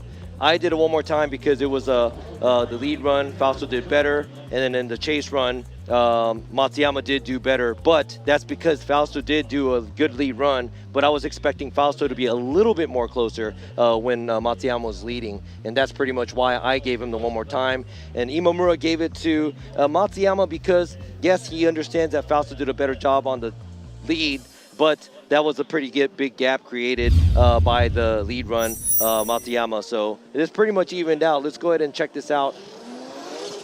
Here we go ahead. Let's go ahead and compare this where Fausto's car makes it all the way out to the outside zone 1. Matsuyama's car doesn't make it the outside zone 1 all the way. Right there it gets deep, doesn't get as deep. And right here, and as you can see, that was a sizable gap created too. That's why, since I'm talking, I could tell you guys that I was right and they were wrong. No, I'm just kidding. No, but I mean, it's that close, you know. We're nitpicking, looking at things, small things here and there. And in our eyes, that's why there's 3 of us, you know. It's never going to be everybody always, you know. It can't be one guy's dictatorship. There's 3 of us having 3 different minds and looking at the same run and evaluating in 3 different ways. And if it all matches up, that car will get the win. Here we are. Easy as that. Looks like the next battle is going to get started between Kaneda and Nagase. Like I said before, Kaneda is in the lead in the GR86 going against Nagase. Nice job here, both, like I said, FDJ2 X-Driver. Oh, look at Nagase closing that proximity to him. Oh, huge adjustment by Nagase. Maybe too aggressive from the start. No.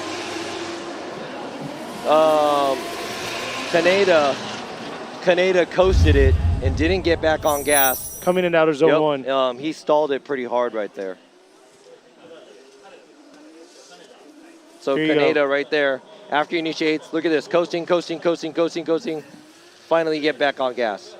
And that screwed up Nagase. So after that, it's just Nagase trying to do whatever he can to put together a good chase. But I would have to put that stall on Kaneda, which is the lead run. Because you need all that momentum going off of outside zone 1. He was already halfway through outer zone 1 before he got right back on it. So look at that over there. After they passed the finish line, Kaneda's car stopped. So it looks like he had a problem. Maybe the engine stalled out or something happened to the car. Now we're going to have to wait for them to tow that car out again. So let's talk about something there, Kenny.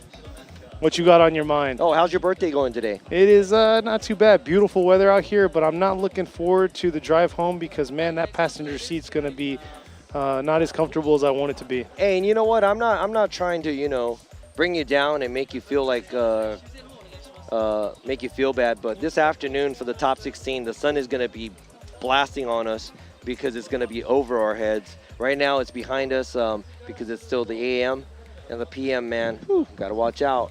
I know.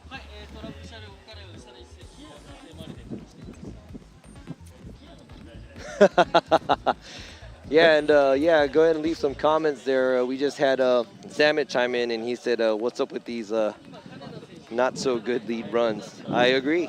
Hey, I agree. And congrats, Samit, out there. Good job yesterday. Got a 4th place finish at FDJ2. What a way to come back after the debut or the Ebisu round. Yeah. And just like you said, Chris, too, he agrees, you know. He's not seeing any spectacular lead runs here. Everybody's just trying to keep it within the track. and just trying to run away from the chase car. But if I get any more information on Kaneda's car to see what happened to the Cusco Racing GR86 right here, it is not moving. They are looking under the car, or no, they are touching something on the ground. So don't tell me it's something leaking. Come on. Yeah, you can see right there, huge puddle. Appreciate you guys out there, birthday wishes. Oh, that's not a shadow. That's actually a puddle. That's a puddle. So we'll see here. This is not the birthday wish anybody wants. We want to see some good tandem battles and pump through these top 32 so we can get this top 16 driver intro going. But there you go. The tow truck is on its way to save Kaneda, and hopefully the Team Cusco Racing can get their stuff together and make this car fixed and ready to fight.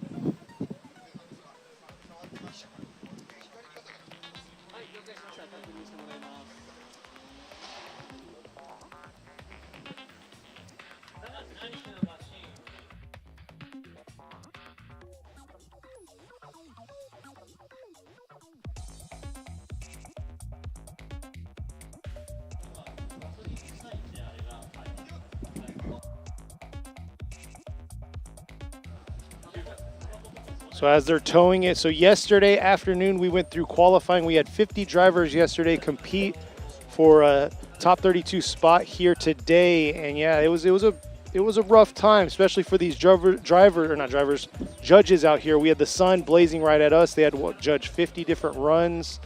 So, and we right now are on the second part, or the right side of the bracket. We've already gone through one battle. We have one more times, and then here we are struggling to get through with this battle here.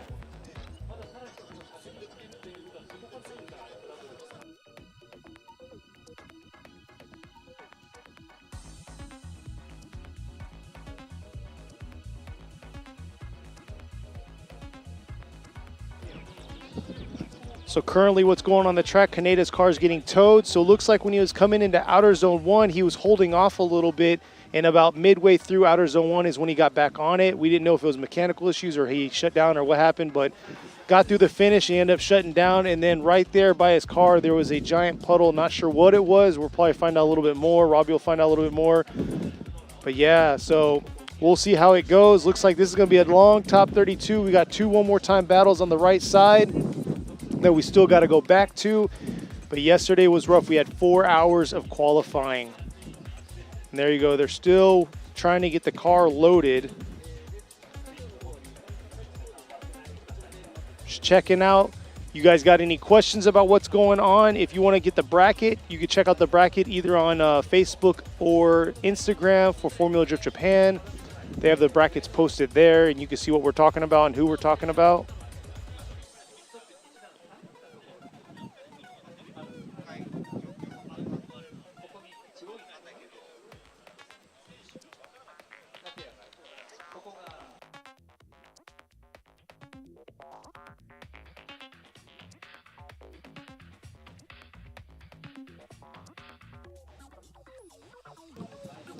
So it looks like he's letting Nagase know he can go and whip back around and wait, I believe, at the burnout box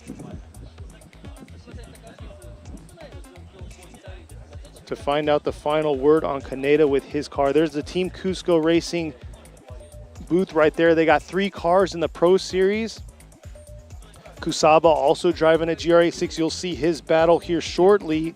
And then you got Hiroya Minoa, the young 12-year-old drift prodigy, coming in with the A90 Supra. Unfortunately, Hiroya Minoa was unable to make it into the top 32.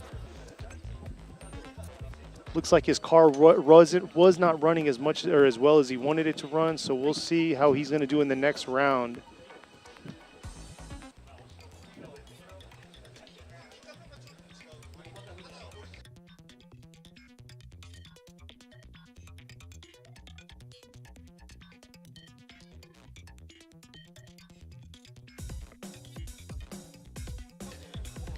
Looking back, the one more time battles we're going to see is going to be Yuchi Amagai. He's going to be going against Kodai Sobagiri. And then the second battle is going to be Hokuto Matsuyama going against Yukio Fausto. going to be very interesting to see those battles again, but looks like on the right side so far for our top 16, we have Kanta took the first win battle, and then you got Yuji Saito. So Kanta, Yuji Saito, then it's going to be Mao Yamanaka going against Naoto Suenaga, and then next is going to be Shuichimano going against Junya Ishikawa. And then the last battle on the left side for the top 16 is going to be Masanori Kohashi going against Wataru Masuyama.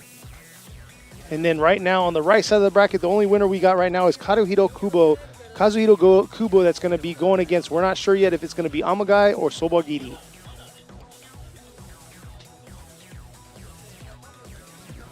So we'll see here. So stay tuned. We'll be right back. We're going to go tune into some of these commercials, and we'll find out what's going on with this car.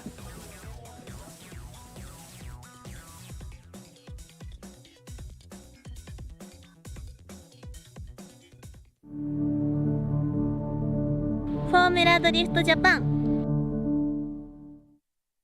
革新のカーボンベゼル。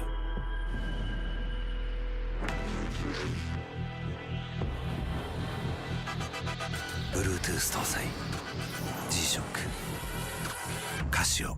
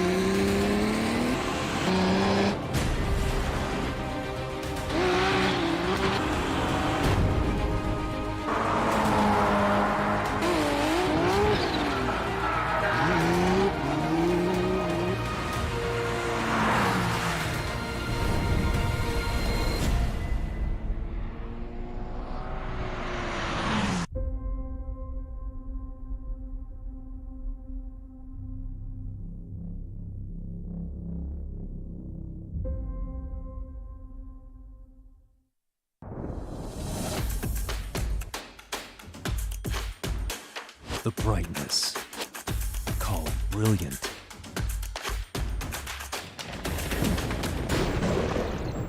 Valendy.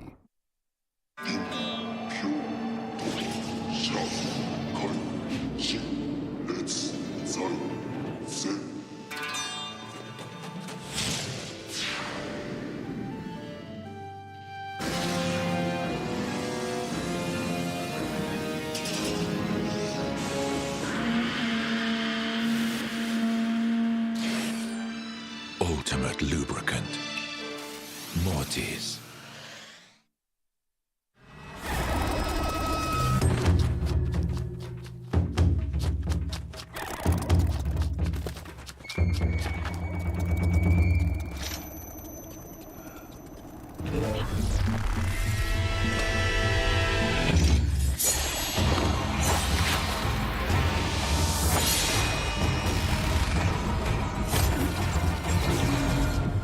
Made in Japan. Breed. 伝統と革新小倉クラッチのテクノロジーを凝縮チャンピオンを取るためのクラッチ小倉レーシングクラッチ ORC 究極の静かさと安全性オンロードオフロード世界中で活躍するケンダその信頼を支える静音性安定性と対摩耗性世界が認めた技術と信頼を街乗りで高品質と納得の価格タイヤのポテンシャルをあなたにケンダ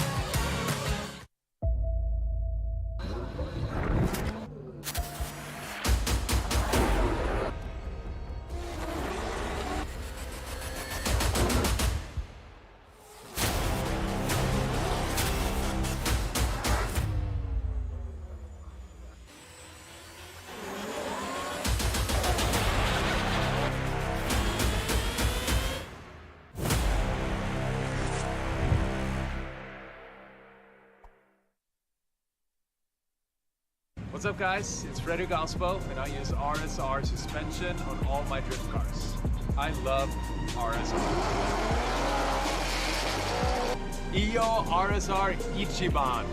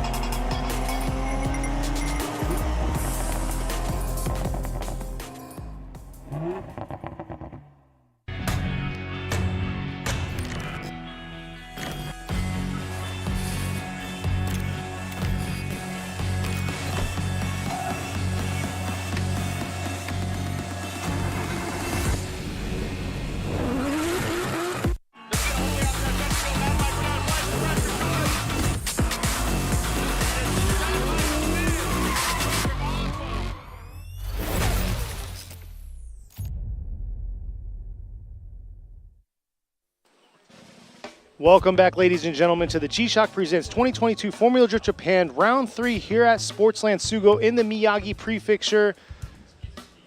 Looks like Kaneda's car is back at the pits. They're taking a look at it. You saw it during the commercial break, the little screen right there showing how the crew is kind of handling business, seeing what's going on with it, and hopefully they'll be able to get back out there. But looks like Kaneda's not in his car, so I don't know if that's a good look or not, so we'll have to check it out here shortly. Right now going on, we got two one-more-time battles that are going to have to happen. And you can see all the drivers coming around to see if they can help out, get a little more information and what needs to get done to get him back on the track.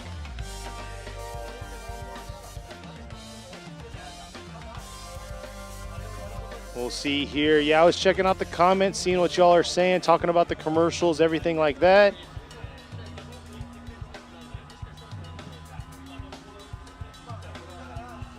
So if you're just tuning in, this is the top 32 for round 3 here at Sportsland Sugo.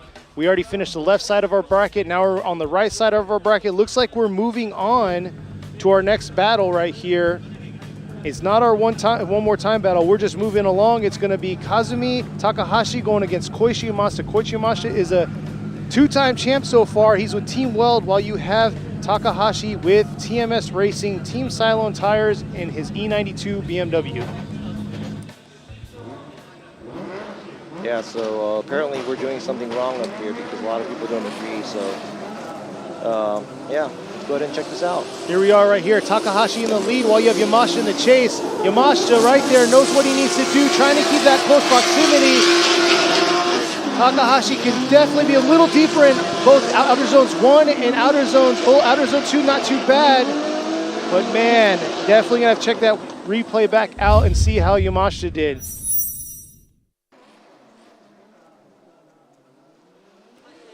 And here you go, here's the replay. Hey, is today Formula Drift or is it Time Attack?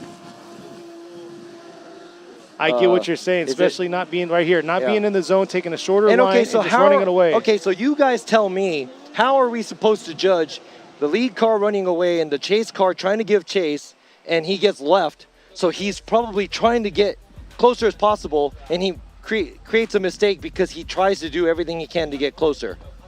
Yeah. Is it on the chase car or is it on the lead car? That's a good point there. Like, I mean, then who is that to...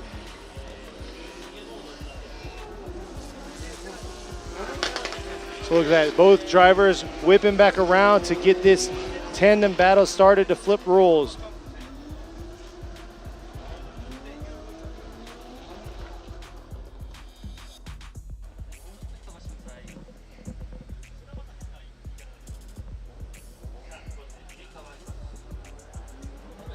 So we'll see here, these drivers need to hit those zones. Definitely frustrating for these judges.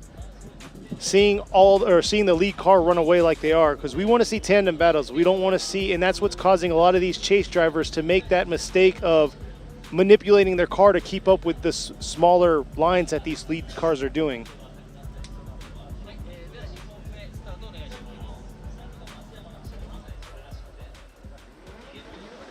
A lot of people agreeing with what Robbie said, and I do myself agree with him. That's what creates a good tandem battle. But Japan doesn't agree, so. So here we go, right here. Yamashita, let's see how he's gonna do. Can he fill these zones? While Takahashi right here in the chase. Here he is, Yamashita, where a lot of them been struggling for the outer zone 2. Not quite deep enough in outer zone 2. Nice flick right there. Ooh. Looked like he decelled a little, leaving that outer zone 3 and adjusting himself.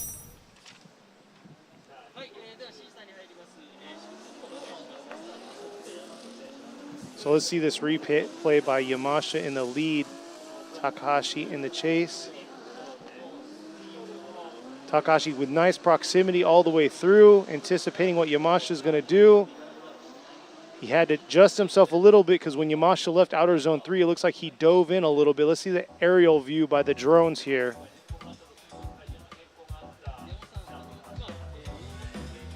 You can see right there, Yamashita kicking hard angle there, making Takahashi readjust himself.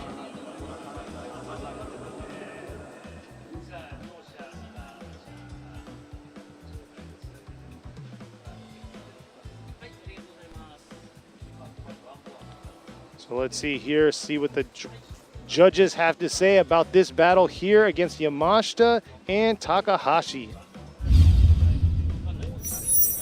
Looks like we're going to check out the side-by-side.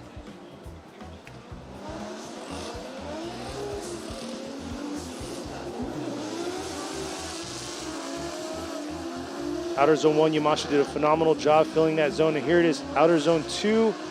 Yamashita a little bit deeper in both outer zone 2 and outer zone 3. But that hard flick he made, he had to adjust himself just a little bit to make that turn. Here you go.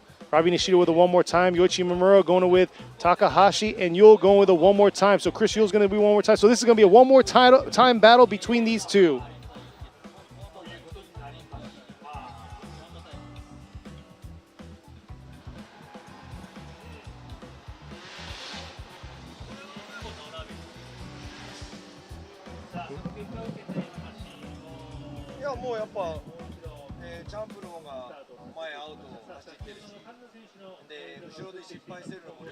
So there you go. You can see Kaneda's car getting.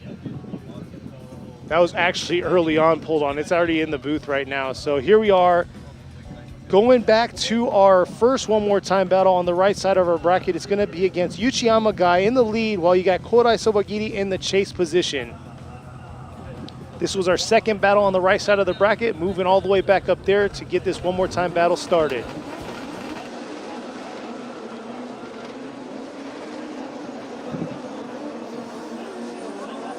Here they are coming through the chicane, ripping up to this 3-2-1. Amagai in the lead, Sobagiri right there, keeping that close proximity from the start. Amagai just able to get into outer zone 1. Here he is coming into outer zone 2, not too bad. Sobagiri kicking out that pylon there, ripping back around, trying to keep that close proximity to him. And overall, not bad. Amagai able to fill those zones. So right here, it looks like Amagai gets to the outside zone 1. He had to clutch kick because the car was starting to straighten out, and it looked like he kind of stalled, but maybe I was the only one who saw it, whatever. But yeah, the chase car, looks like that kind of messed him up right there.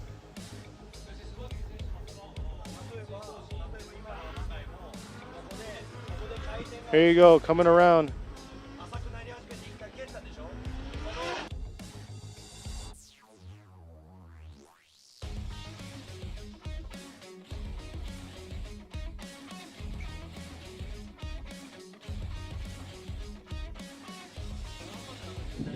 So we'll see here, their tables are going to be turned this time. You're going to have Sobagiri in the lead while Amagai is going to be in the chase.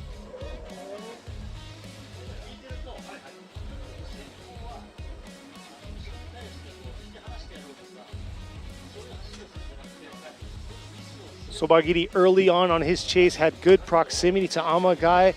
Amagai did a pretty good job throughout those zones. We're going to see how Sobagiri is going to do here. So the biggest struggle we have seen so far in these tandem battles in the top 32 so far is these lead drivers are not filling those zones completely, and they're essentially just diving in, trying to get a fast run. And that's not what this track is set up for. It's supposed to be filling the zones to be able to give a good lead for the chase driver to have a good tandem battle. But right now it's like Robbie was saying, it's almost like, you know, they're doing grip racing out here and just flying through the course. I mean, I think we've kind of made it clear for the past however many years we've been doing this and saying, hey, lead car, don't run away. I'm pretty sure that they say that in the FDUS drivers meeting as well, and they've been talking about it for a long time. But, you know, nobody wants to try to understand that here, and they just want to keep running away. So I guess that's that. And like you were saying before, speed is not even a judged or looked at factor here. It's all about filling those zones and then, you know, making it a solid tandem battle. It's all about, you know, it's the old school way. You know, they just want to see close tandems, and if you're super close, it's great. So, and if you're leading, you just try to run away. Let's see if these drivers can clean it up for the rest of the time. We're still on the right side of the bracket right here. One more time battle. Sobagiri this time is in the lead. Amagai in the chase, coming through this 3-2-1. Amagai ripping around, has to close that proximity a little more. Sobagiri, beautiful job into outer zone 1. Here he is, ripping into outer zone 2, filling that zone, leaving a little early in that zone, but there he is deep into outer zone 3, leaving space for Amagai to come up to his left rear.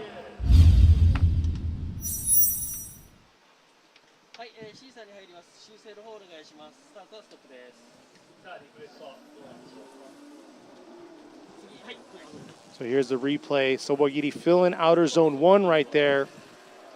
Carrying it all the way through, committing to outer zone 2, leaving just a little bit early there and coming a little late into outer zone 3. But Amagai keeping that close proximity and following his angle. Here you go, you can see right here. Huge transition.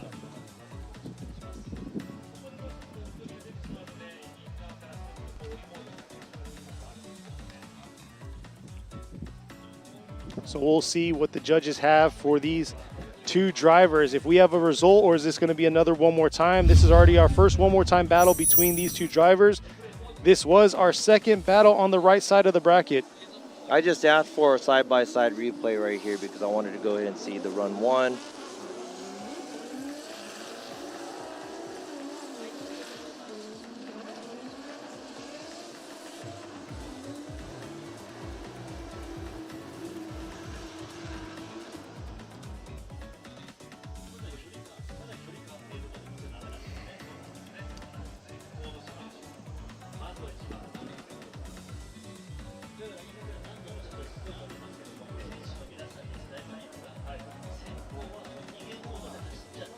So we'll see, looks like the judges are plugging in their call here.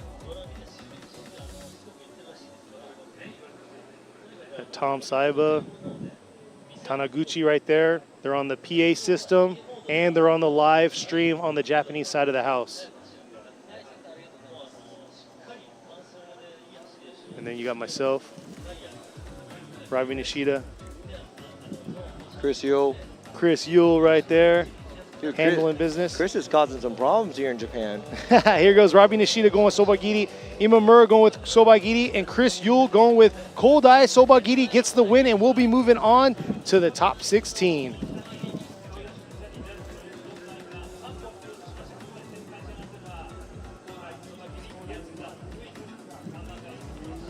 So yeah, unfortunate Uchiyama guys knocked out there. Rough early on the start, but looks like we're moving on to our next one more time battle here. Hokuto Matsuyama going against the fan favorite, Yukio Fausto. So what we saw last time, it looks like Matsuyama was running away, taking a shorter line from Fausto, making it hard for Fausto to keep an active, solid tandem chase. So we're going to see how Matsuyama collected himself, watch the replay, and if he's going to perform like he needs to, filling those zones, hitting that angle, and making it happen. And here you go right here. Fausto's got to keep that close proximity, so he got a little taste of Matsuyama. Here it is, coming into 3-2-1. Matsuyama getting out to outer zone 1. Nice job. Coming in and around to outer zone 2. See, nice. There we go. You can do it, right? And that is what Robbie was talking about right there. He wanted to see. Beautiful job filling those zones by Matsuyama. See, there you go. Matsuyama can do it. Look at that. A lot of angle, a lot of throttle, a lot outside zone. And this time it does look like just Fausto just couldn't keep up with him. So that's what we want to see. We want to see some fair driving to give the chase car a chance to give chase. Exactly. So right there, beautiful lead run. Look at that smoke show right there. Fausto looked like he struggled a little bit after that outer zone 1. So we're going to see how he's going to do in the lead position this time, while you have Matsuyama in the chase. And yeah, Matsuyama has been throwing down all weekend. He's out here representing the Trail Motor Apex Racing, while you have Yukio Fausto out here in his 5X Japan with Liberty Walk. Look at that aggressive Liberty Walk body kit. So see how he's going to do in his lead this time around.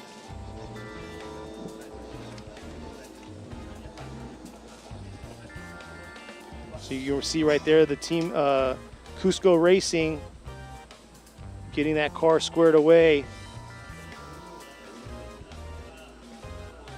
So that outside zone 3, it gets a little confusing. It's actually that white line that runs on the track. So he was like right there. What happened to the Cusco car? Like, I don't even, like, what?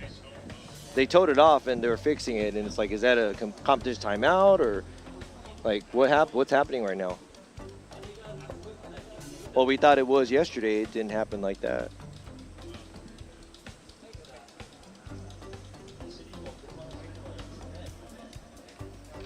So here we are, Yukio Fausto ready to go in the lead position, while we're going to have Hokuto Matsuyama in the chase.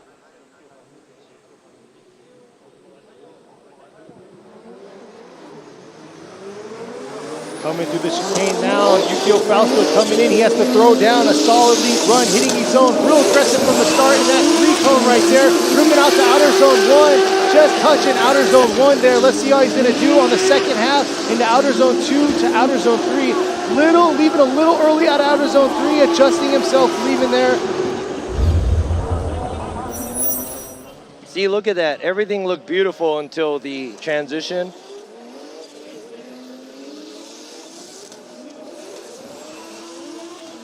Real aggressive angle by Fausto right there, just touching outer zone 1, and here's the second half. Could have been deeper and stayed longer in outer zone 2, which caused him to get a little bit offline and just touching outer zone 3. Yeah, that was very beautiful, but like I said, you know, Fausto doesn't look like he reaches outside zones as good as Matsuyama did, and right here, Matsuyama does a huge mistake behind Fausto, but Fausto also has to correct his angle going through outside zone 3 to 4. And going back to the lead run of Matsuyama, he was on par. He was outside zone. He filled everything, and Fausto was very, very far away, and there was no way he was getting any closer to the chase. And that's the big struggle. Coming into outer zone 3, Matsuyama tried to match him, which he was early on in outer zone 3. They left early out outer zone 3, targeting straight for that turn to the zone he didn't want to be in. Oh, there you go. There's that competition timeout that they've done. I can't quite see it because of the reflection for the Cusco Racing team. But it looks like he's getting back into the car. So it looks like he's making it. I hope he has his Hansa on there correctly too. So we'll see here.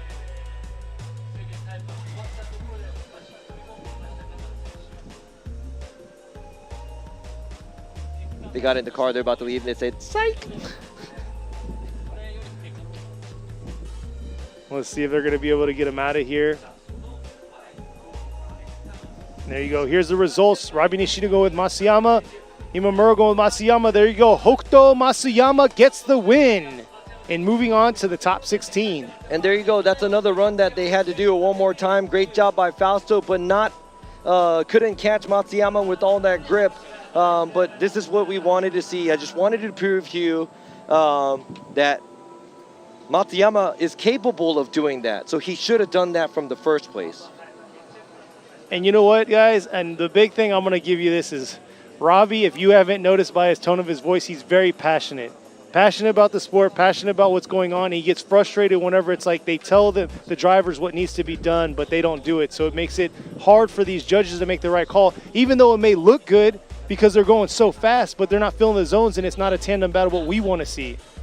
Yeah, look at, up until the transition, look at that tandem battle. Fausto was leading, a lot of angle, a lot of throttle. Matsuyama was right there with a lot of angle and a lot of throttle. All that smoke created, that was beautiful. That looked exciting. Exactly. Now let's see how exciting this next run is going to be against Yusuke Kusaba in the lead position going against Tetsuya Hibino. Hibino in the Liberty Rock Racing, R35, super aggressive, 4-rotor, single turbo, insane build, while you got Team Cusco Racing, GR86, new car for Kusaba, tearing it up all year so far. Here he is in the lead position. Let's see how he's going to do filling that zone. Hibino right there, real aggressive on him. Coming up into this outer zone too. Kusaba just getting in there. Look at that, Hibino keeping that nice proximity to him throughout this tandem battle.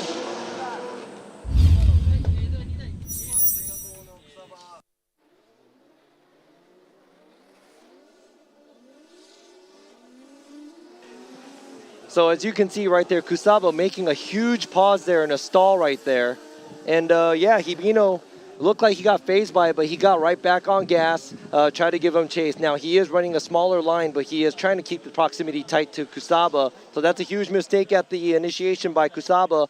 And looks like Hibino did a fairly good job trying to give chase. Yeah, Hibino's been having some issues with his car. Didn't get as much practice time as he wanted, but I must say he did a pretty good job adjusting himself and, you know, manipulating the car where it needed to be against Kusaba, especially when Kusaba was making those adjustments. And there you go, the Liberty Walk family team out here supporting Yeah, Hibino. that's their crew. Yeah, there's a lot of people out here. They got the Japanese flag. They're waving it proud and high for the Liberty Walk LB racing team. And Hibino in his R35, beautiful Liberty Walk body kit with a 4-rotor turbo, beast of an engine. Now he's going to be leading the Cusco Racing brand new build of 2022 GR86, driven by the young driver Kusaba. I guess he's not that young. He's like 30-something. Yeah, he's like my age almost. Yeah, so there you go, Liberty Rock team. There's Kato over there. Mr. Kato waving the flag. And there's their, oh, look at to the right, that's a Brazilian flag too, repping Brazil because Yukio Fausto is part of their LB racing team. So here they are. He's ready, lined up, ready to go in the lead position. So Hibino is going to be in the lead. Kusaba is going to be in the chase. Let's see how they do. Liberty Walk has an amazing booth out there. They got an S15. It looks a little like Hibino's car last year. Well, same kit, maybe different engine. It's got airbags on it. And then he also got an R35 out there with a full Liberty Walk kit on it too. So come check them out. Give them some love. Go get some merch from them. But here he is, ready to go. Hibino in the lead. 4-rotor single turbo going against this mean 2J GR86. Yeah, but I think after yesterday's qualify, Hibino didn't look like he was running, I'm not going to say all cylinders because there's no cylinders, but he sounded like he was struggling on power. They're down on power, so maybe they're like halfway there on power. So let's see how he's going to be leading, what he's going to do. Maybe they fix it over the night. Exactly. Here he is coming in that 3-2-1. Nice job. Getting right back on it right there to outer zone 1. Kusaba's got to close that proximity to him. Hibino filling that zone, filling outer zone 2 right there, coming back around. Could have been a little deeper into outer zone 3, and Kusaba struggling to keep that close proximity. All right, looks like Hibino did a good job leading. And I'm going to have to take that in consideration where Kusaba, when he was leading, he had that pause at the initiation. And that's going to be a sizable deduction. Well, it's not like we're keeping score, but that's going to be frowned upon as a lead driver. And looks like Hibino was chasing him closer, but he was on a smaller line. And Kusaba wasn't as close as Hibino, but he was running the outside line. Now I'm going to go back. This is how I'm going to look at it. The chase on both cars may be about the same. Now I'm going to go ahead and see what happened on the lead run. And yeah, I'm going to have to decide from there. So we'll see here what the judges have to say. 2 beautiful cars, but there's only going to be one winner. Here you go, Robbie Nishida go with Hibino. Imamura going to go with Hibino. So looks like Tetsuya Hibino gets the win. Unfortunately, he was unable to make it to last event. So here he is coming out here, top 32, making it to top 16.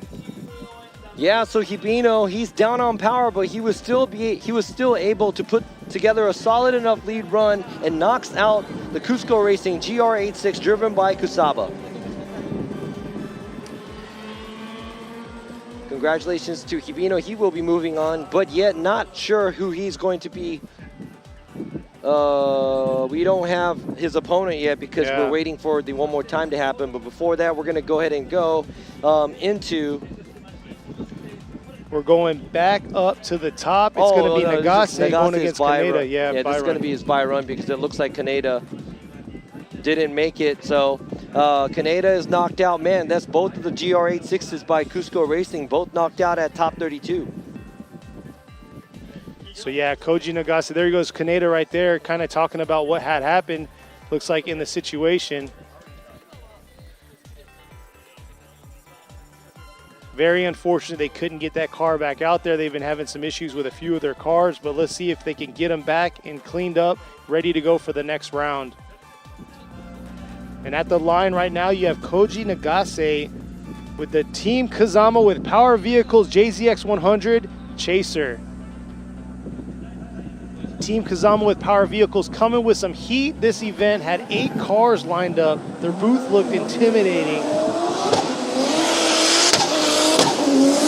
Here they are. Here he is right here, ripping around the outer zone 1. Nice job filling that zone. Here he is coming into outer zone 2. Definitely needs to get deeper. So if he's listening, chiming in, get deeper in those zones.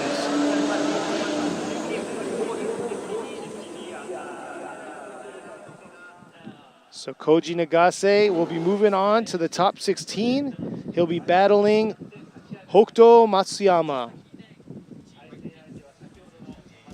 We're down to 3 more battles here in round 3 at Sportsland Sugo for the G-Shock Presents Formula Drift Japan series.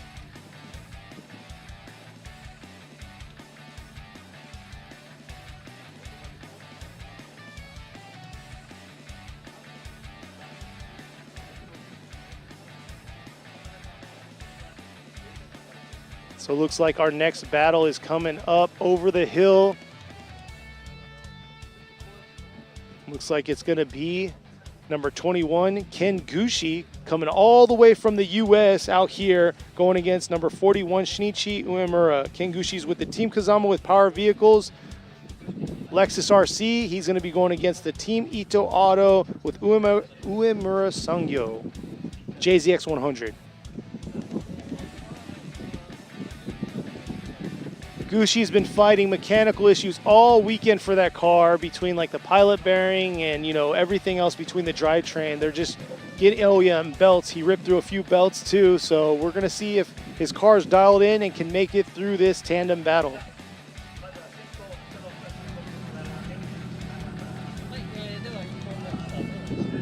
Man, both Ken and Chris are going to have a busy week. Next week is going to be another Formula Drift US event going on, so tune into them. But here they are getting this battle started. Gushi in the lead, Uemura in the chase, coming up to this 3-2-1. Gushi whipping around into outer zone 1, filling the outer zone 1 right there. See if he can carry it all the way out to that outer zone 2. Nice job in the outer zone 2. Here he is, outer zone 3. Beautiful job all the way through. Look at that, Uemura got it. Oh, and just losing it right there in the sauce. Not sure if there was some contact or what, but man, Uemura just losing it right in the finish. But man, that proximity was beautiful. Let's see this replay. Nice driving right there by Gushi, but Uemura right there the whole time, staying in that pocket. And right here, ooh.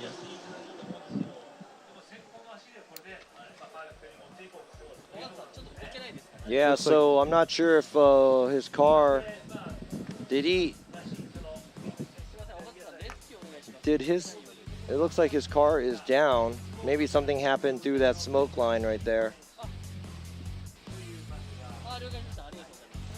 Oh, looks like he's good. Oh, no. Oh, so I think he's trying to start his car. He got it started. I think it stalled because he spun or something. Oh, okay. So we'll see here.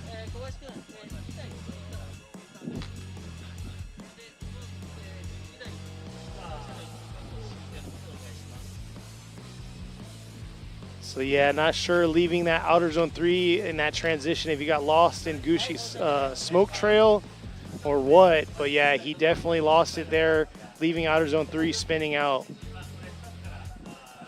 Ken Gushi doing a phenomenal job on his lead run right there. We'll see how he's gonna do in the chase.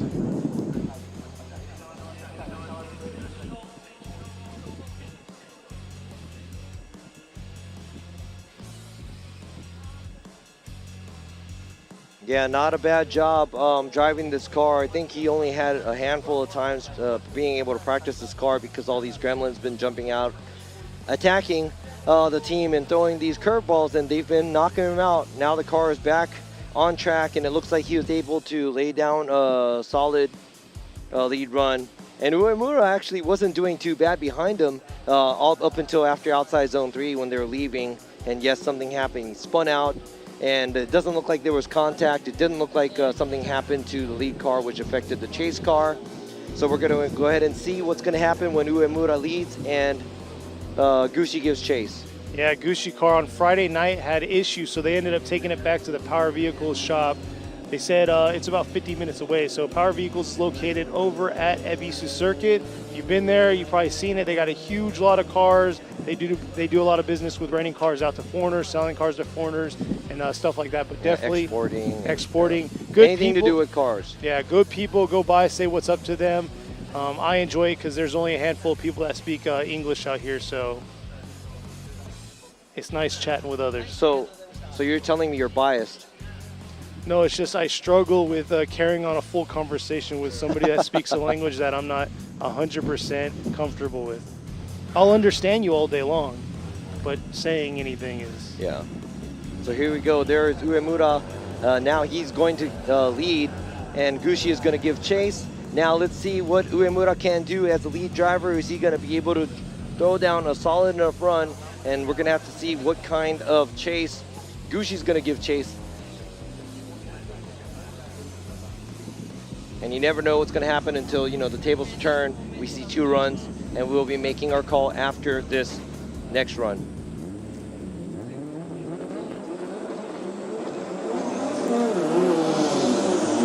we'll see here.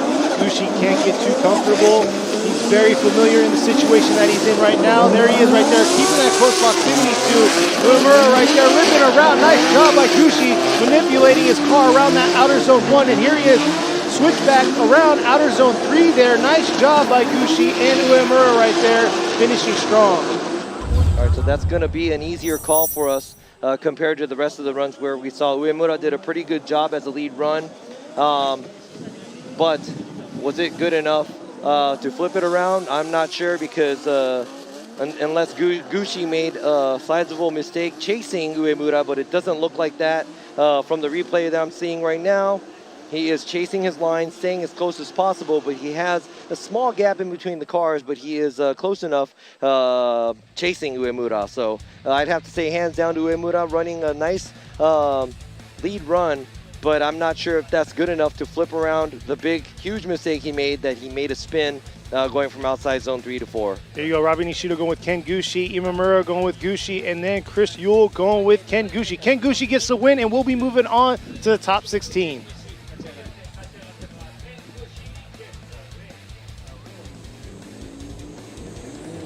So Ken Gushi gets a win, and great job by Uemura, putting up a good fight with the FD USA veteran, but he is knocked out here at top 32, and Ken Gushi's moving on, and now we're going to have to see who is going to be going against Ken Gushi. But before we do that, we're going to go back to the one more time battle between Takahashi and Yamashita. And it looks like they're both lined up, ready to go. Both drivers had their fair share of mistakes, not filling the zone and kind of being hesitant on their chases. So here they are, lined up, ready to go. Yamashita, 2-time champ, beautiful JZX 100 Mark II going against the E92 BMW with Takahashi. Believe it's VR powered now this time. It was GR powered before, now he's got a VR under the hood. So here he is, Takahashi in the TMS Racing Team Cylone Tire BMW going against Yamashita's Team Weld Beast, 2-time champ. Yamashita currently sitting third in points overall with a 135, so he needs this to carry through because Kohashi has already made it through and Suenaga has made it through, and they're sitting in the first and second position in overall points. So let's see if he can join them for the party.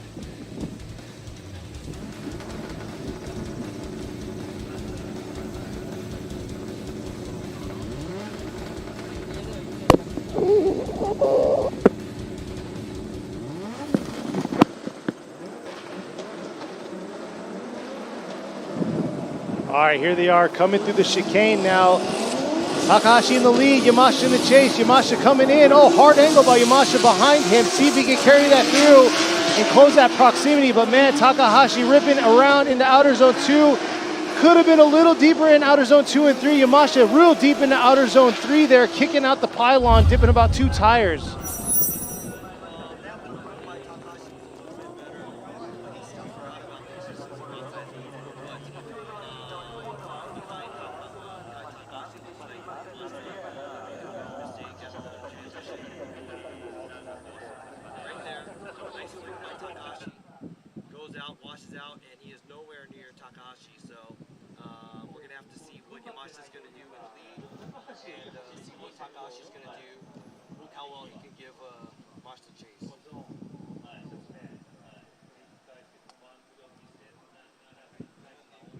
Here's another look right there. See that coming through? Yamashita dipping 2 tires right there in outer zone 3. But like Robbie said, the tables are now going to be turned. Yamashita is going to be in the lead position while Takahashi is going to have to adjust himself in the chase position.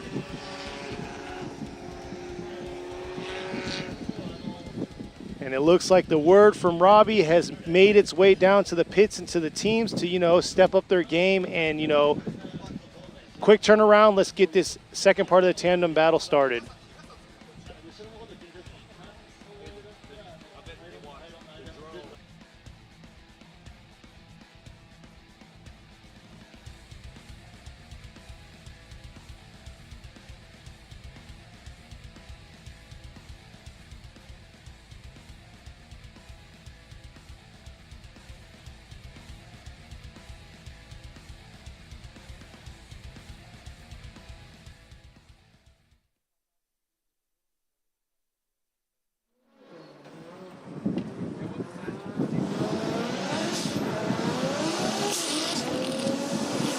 Here it is, Yamashita coming around.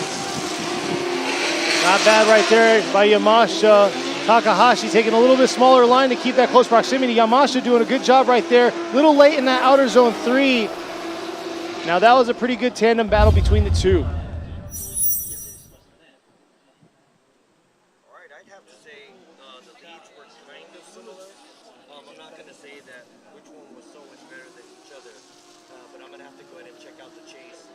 Takahashi giving pressure to Yamashita the whole time, trying to mimic his line as much as possible. Right there, doesn't kick it out as much as Yamashita did, but stays on the same line.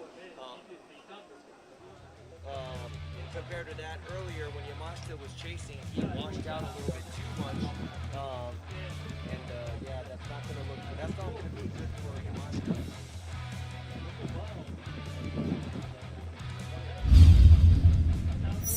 So I see a lot of comments with a mic check. Is Robbie? So Robbie's gonna say, hey, can you guys hear him? And 1, 2, 3, go.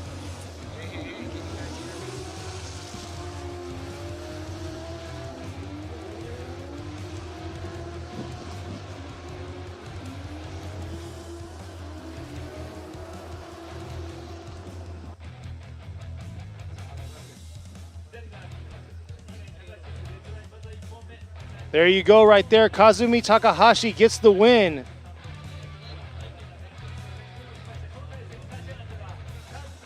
Nope, they can't hear Robbie. So sounds like Robbie is not. Hello. Can you guys hear me?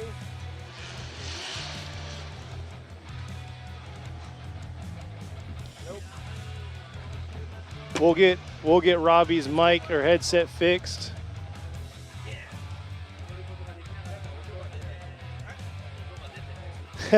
No, Robbie did not leave. He is here still.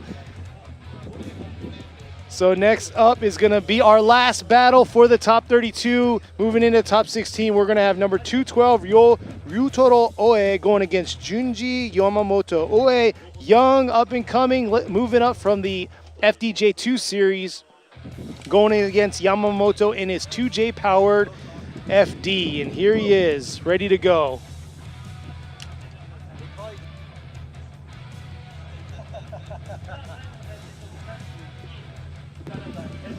So let's see this battle here.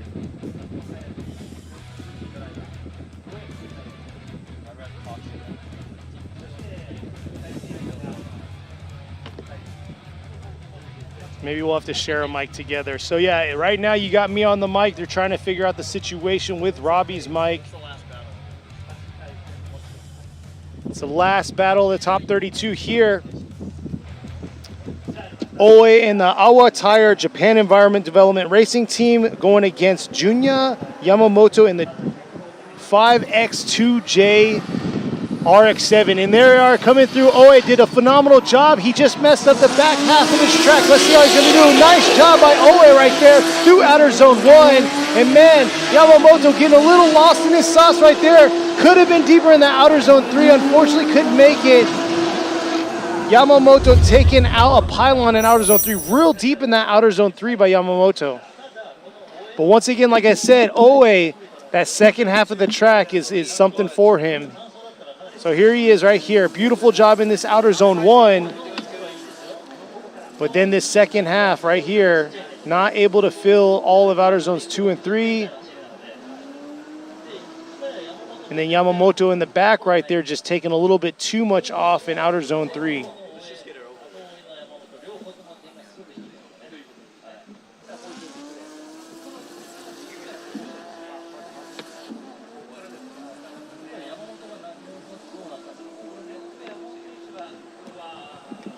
So we've talked about it this whole time on top 32. That shallow run in outer zones 2, 3, and 4 by Oe is not what we want to see. So we're going to see here how it's going to go. We appreciate this is our last battle of top 32. Thank you all for joining us for sure for this top 32 battle. We are going to do top 16, I believe, an hour or two after this. We're going to have a quick break, get everything squared away, and we're going to do the driver or the opening ceremonies for top 16. Thank you all out there for viewing, for sure. Let's see how this last part of the battle, is it going to come down to a little more time? Is it going to come down to a defined answer on who is going to battle Ken Gushi in this last part of the bracket?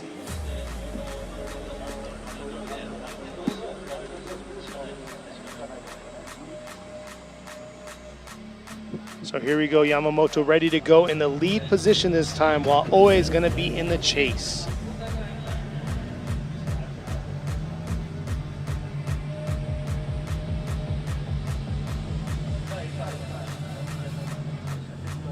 Looks like they are ready to go. And they are getting the green light.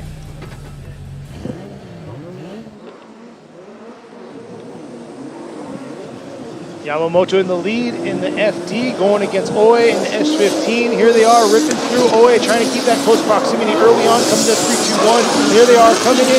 Ooh, looks like Oe had a little mistake there, shooting in a little into that outer zone 1. But here he is, keeping that close proximity to him. And right there, Yamamoto clearing outer zones 2 and 3. Taking that last pylon out right there in outer zone 4. Let's see this replay. Here you go, coming around. Yamamoto in the lead position. Filling outer zone 1. Could have been a little longer in outer zone 1 there. And here he is, just barely getting into outer zone 2, but able to fill outer zone 3. And Oe behind him, struggling. How far was he on the first one?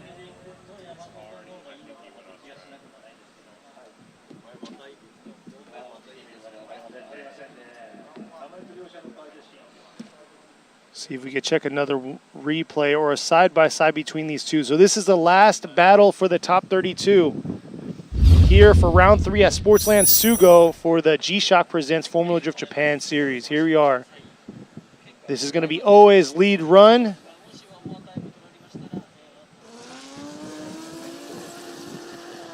Coming around, nice job into outer zone 1, but here in outer zone 2, just not able to make it all the way out to outer zone 2. Look at that, they freeze this shot right there. Yes! Let's see if we can get that replay going again.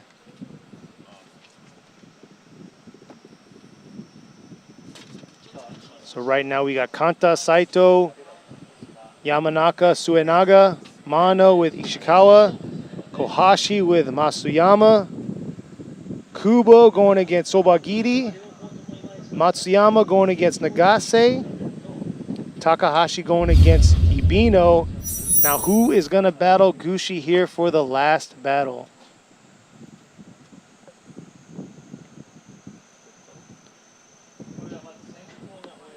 So here's the start, the replay. This was the first one right here. Oe is in the lead, Yamamoto. They're trying to check out that second half where Oe was at. He did a beautiful job here in outer zone 1, but this second part of the track wasn't able to get all the way out to outer zone 2, and then outer zone 3, he completely missed outer zone 3.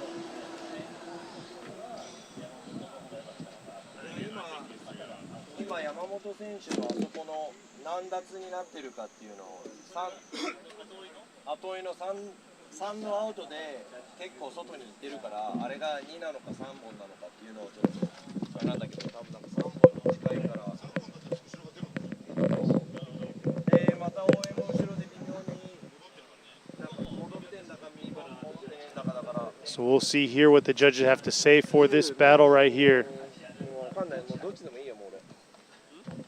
Check, check. Can you guys hear me?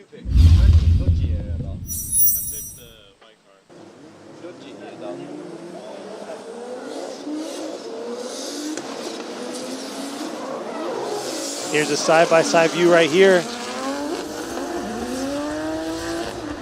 Here they are ripping around outer zone 2.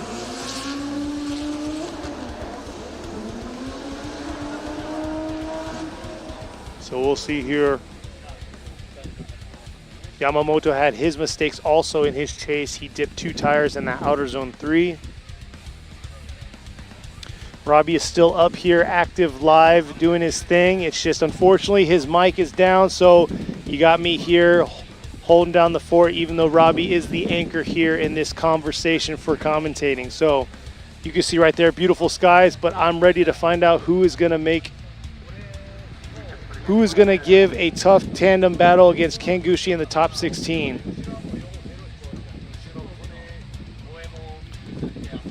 Here you go, Robbie Nishido going with Yamamoto, Imamura going with Yamamoto. So there you go, Junji Yamamoto is going to get the win. Chris Yule's going with Oe.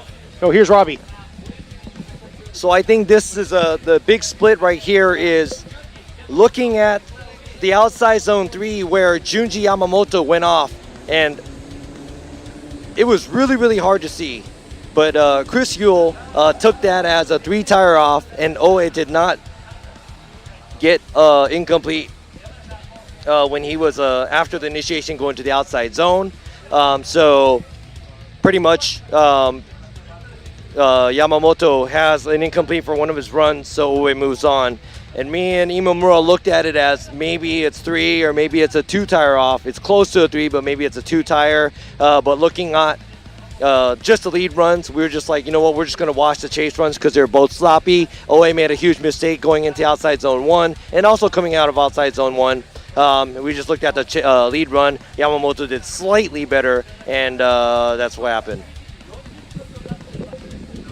And there you go. Robbie gave a little insight right there. I gave him my mic. He took over and gave you guys what he and the other judges saw for that final battle that's going to go against Ken Gushi right there. Definitely this top 32 was very rough, very hard to watch. Was not what we expected because they weren't filling those zones, but we're going to see if these drivers can collect themselves for this top 16. And like we always see every round that we see, the closer we get to the finals is the better battles we see. And you can see Robbie is stepped out. He's going to use the restroom and get squared away. But thank you all out there for viewing in for the top 32. Make sure you come back for the top 16. Beautiful weather. Let's see some crazy drifting. I've seen a lot of good smoke shows, but I want to see a little bit more tandem battles. So thank you all out there. Definitely have been viewing in and checking out the comments that you guys have left us. So thank you all, and thank you all for the birthday wishes. But yes, we'll see y'all in a few hours.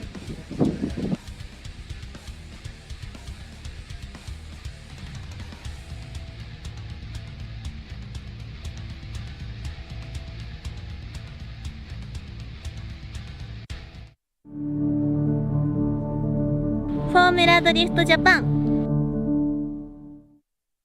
革新のカーボンベゼル。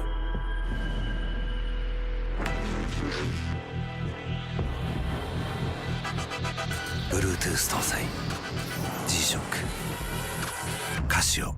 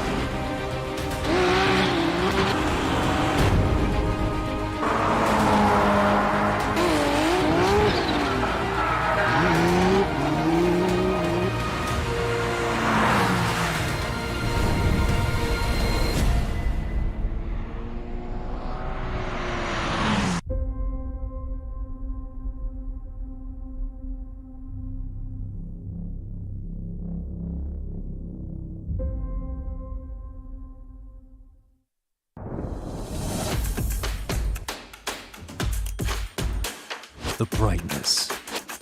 Call brilliant.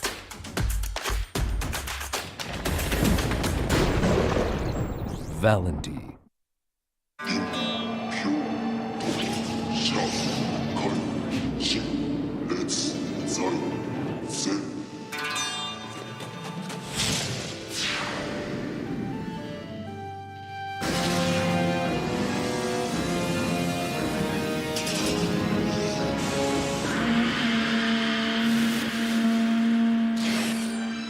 Ultimate lubricant. Mortis.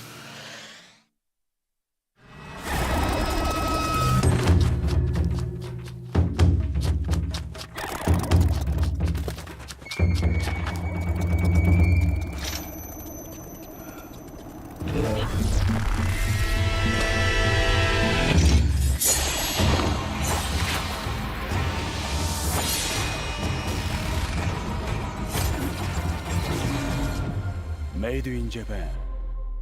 Breed. 伝統と革新、小倉クラッチのテクノロジーを凝縮、チャンピオンを取るためのクラッチ、小倉レーシングクラッチ ORC。 究極の静かさと安全性。オンロード、オフロード、世界中で活躍するケンダ。その信頼を支える静音性、安定性と対摩耗性。世界が認めた技術と信頼を街乗りである。高品質と納得の価格、タイヤのポテンシャルをあなたに。ケンダ。